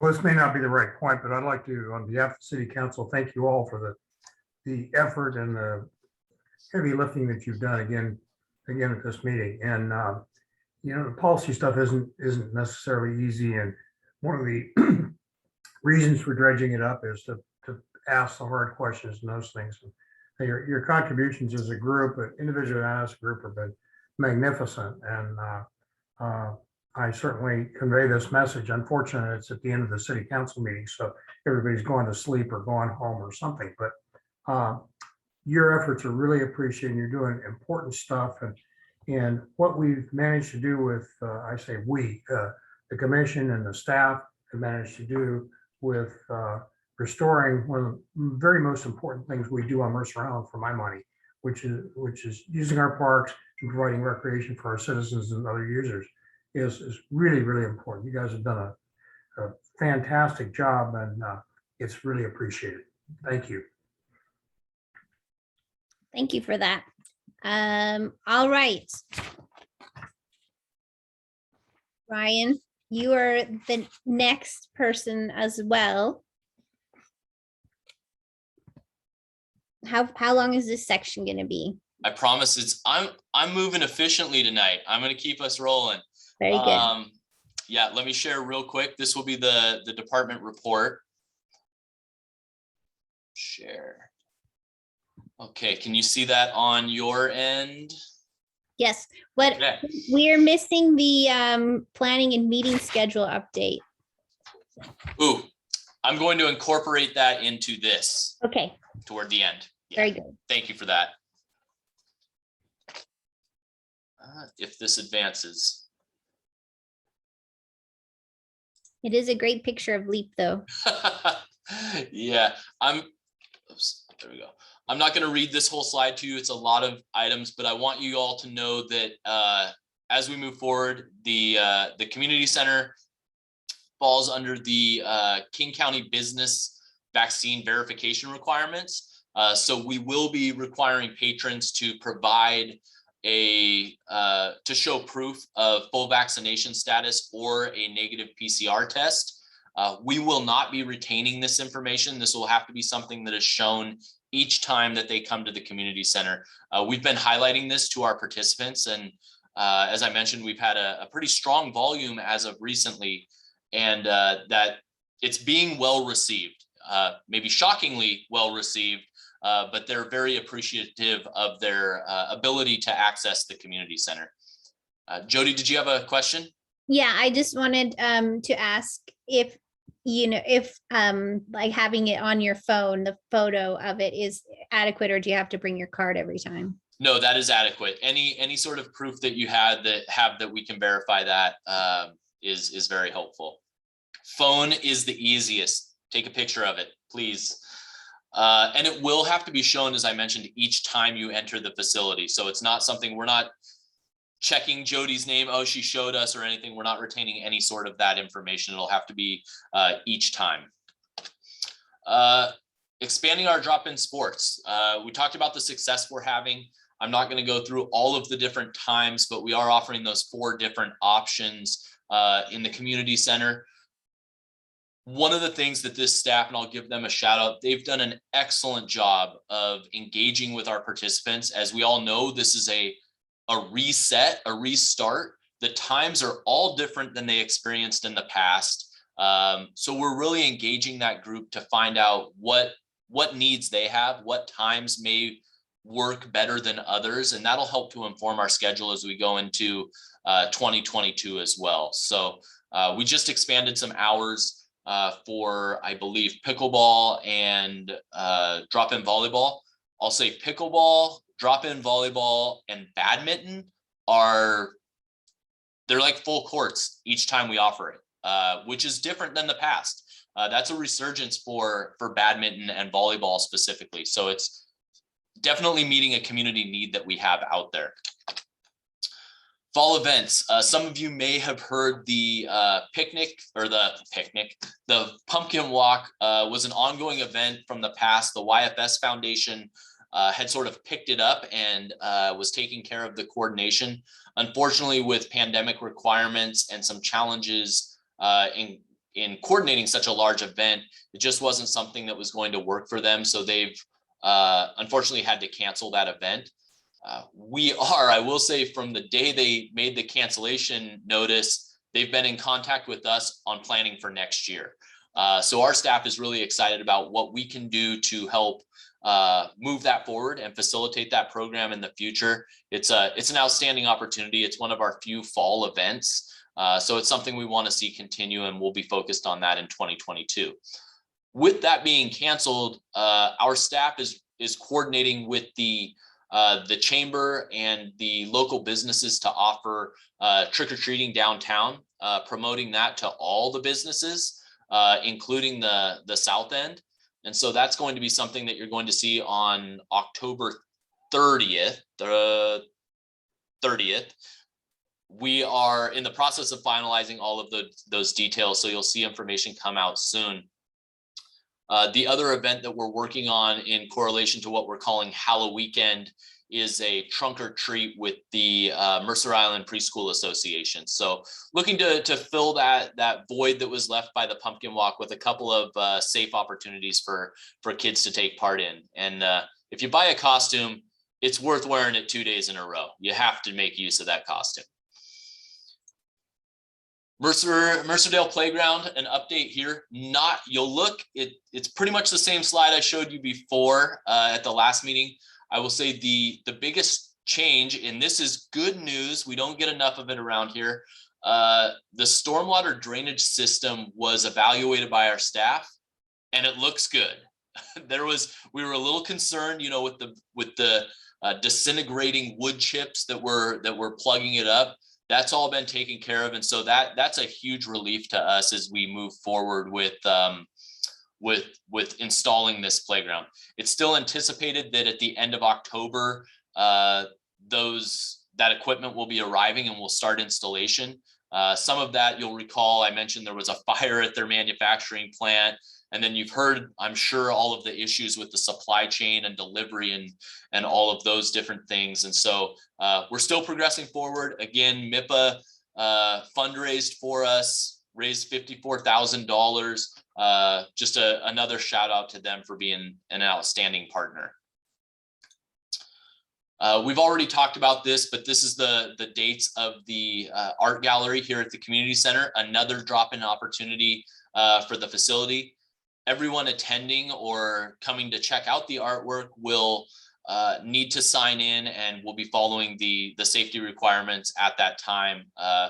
October 19th, you don't have to show your vaccination card, but once we hit the 25th, you will once you're accessing the facility. So MyVol is coordinating that with us, and we'll be hanging and curating the show. So we look forward to that opening up here and covering some of these blank walls at the community center. Upper Luther Burbank, the bike skills area. I believe you all received an email from me last night that was sort of informing on this. Effective, well, yesterday, the bike skills area was closed. We're anticipating this to take place for about 6 months. What we've seen up there, and you all are aware of the impacts to the area due to unauthorized expansion of the trails, and you can kind of see the trail expansion there on the right hand side of the screen. But this was damaging the soils as well as the vegetation, and many of the jumps being constructed were continuously exceeding our park rules, and our staff was having to go out there regularly to knock these down. What this closure is going to allow us to do is just take a step back, review how this area and facility is operating, ensuring its sustainability and ensuring that it's safe. I mean, that's obviously our priority. We're under contract with Action Sports Design, which is a consulting firm that's coming in and giving us a full assessment and making recommendations on how to improve the area. I'll say we hear from a lot of people telling us different things as if they're experts, and some are and some aren't. And so it's important for us to go out and truly get an expert that we can trust to give us a non-biased impression of this area and what should be happening. During this closure, trees and shrubs will be replanted in the damaged areas to revegetate those areas. And we'll continue to do public engagement throughout the closure at our Let's Talk page. Additionally, there's a virtual public meeting that will be held on November 15th. Elaine Summergren, I believe, will be leading that, and that will be another opportunity for the community to come together, share their concerns and share their wants for this area. As you know, we're in the middle of the pros plan, so there is opportunity here for the commission to continue to receive information on how we can best meet the needs of the community through other facilities or additional facilities or changes in facilities. So just something to keep on your horizon. And I know some of you asked, why wasn't the commission asked about this this closure? And this was an administrative decision based on challenges that we were receiving, and it was appropriate for us to move forward with this limited closure at this time. So I'll report back as we're gaining more information, especially once Action Sports Designs provides us with their full assessment. This is less fun. You're all required to do a code of ethics training. Jesse was trying City Manager Bond was trying very hard to get on our meeting schedule to be able to deliver that training. Unfortunately, it just wasn't working for her or what meetings we had. So you see a list here of a variety of board and commission meetings that this training will be offered at. So what I'm going to be doing in the coming weeks is asking that you let me know which one of those meetings you'd be willing to attend just for the ethics training portion. And we'll make sure that that gets taken care of. And generally, I wouldn't provide this through the department report, but it is something I wanted to highlight for all of you publicly, that this is a focus of the city to ensure that these trainings are taken care of. And then your special meeting next week. Again, you guys are the hardest working board around, as far as I can tell. You've had a very full 2021 meeting schedule, and I do want to express my appreciation for adding that October 14th meeting. It does help us move forward with this project. The focus of this meeting will be on the second community survey. We'll be reviewing those results. We'll be looking at the feedback or soliciting feedback from this group on the capital facilities list. And then we're going to be talking about what a draft of the 6-year CIP looks like. So as you move toward this meeting, and this packet will go out tomorrow, is our goal, is we want this meeting to really be a conversation of the Parks Commission, to discuss your priorities for the 6-year CIP specifically, as we move forward. If there's new projects or things like that are on your mind or that you're hearing about, this is a great time to bring those forward at this October 14th meeting. So the next steps will be the week of the 18th. The commission's going to receive the first portion of the plan for review. And then as we move forward into mid-November, you'll be receiving the second portion draft for review there.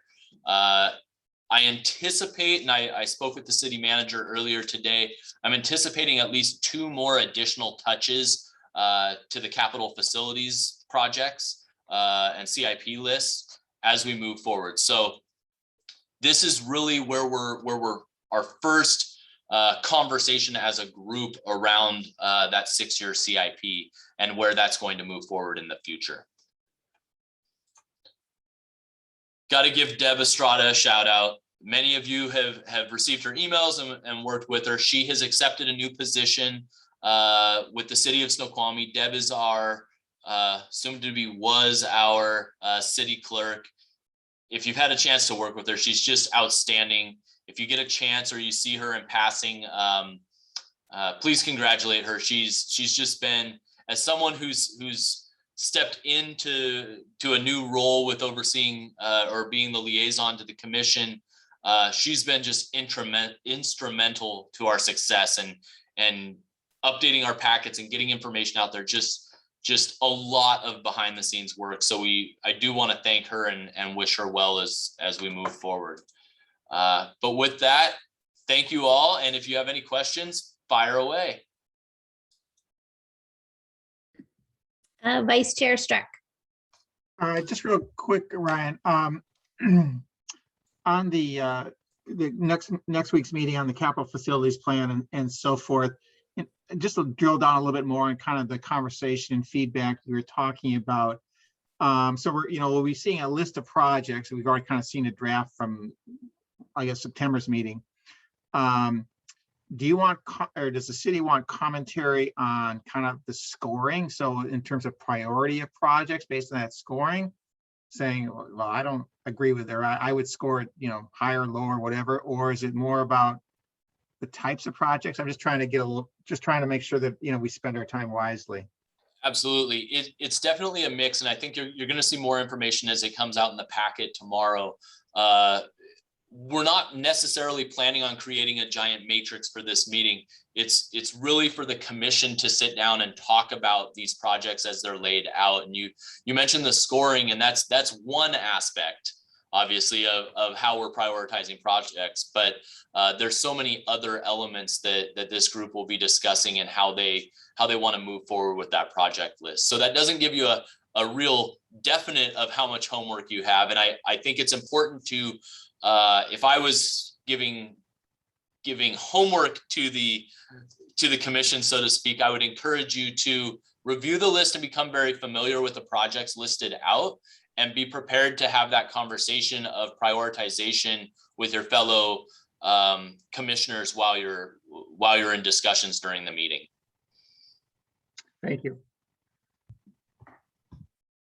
Great. Any other comments?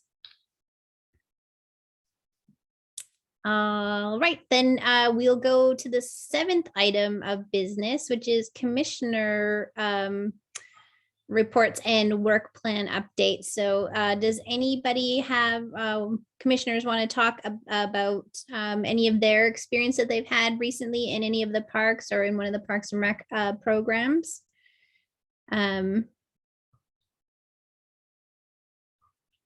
If nobody does, I have one before Peter goes. So at the beginning of September, actually, I had the opportunity to be on a panel that it listened to 3 different companies do bids for the Aubrey Davis trail updating. So with Paul West. And that was a really great experience. And we have chosen a group, and I cannot remember their name, but I'm really excited by the ideas that they put forward. And so we're going to the next step with that plan. Project is going to the next level now that we have that nailed down. And Mr. Stark. Yeah, thank you. So last week I was informed by a community member that was walking through Mercerdale Park that the sign to the native garden was missing. And so that individual sent a note to city staff. I'm not sure if it was Ryan or exactly who, or Elaine, somebody. And so the city staff went and checked it, and yes, it was determined that the sign had been moved by unauthorized personnel. I thought that was kind of interesting language, but basically I think you can say it was stolen. And I guess the point is hopefully there's been a history of vandalism in that area, so hopefully it can be handled. But I think again it's just a thank you to the community member for finding out about it. And again, I would urge all community members, if they see damage in the parks or issues, to let the city staff know, because the staff to their credit it is very, very responsive to these issues. So thank you very much.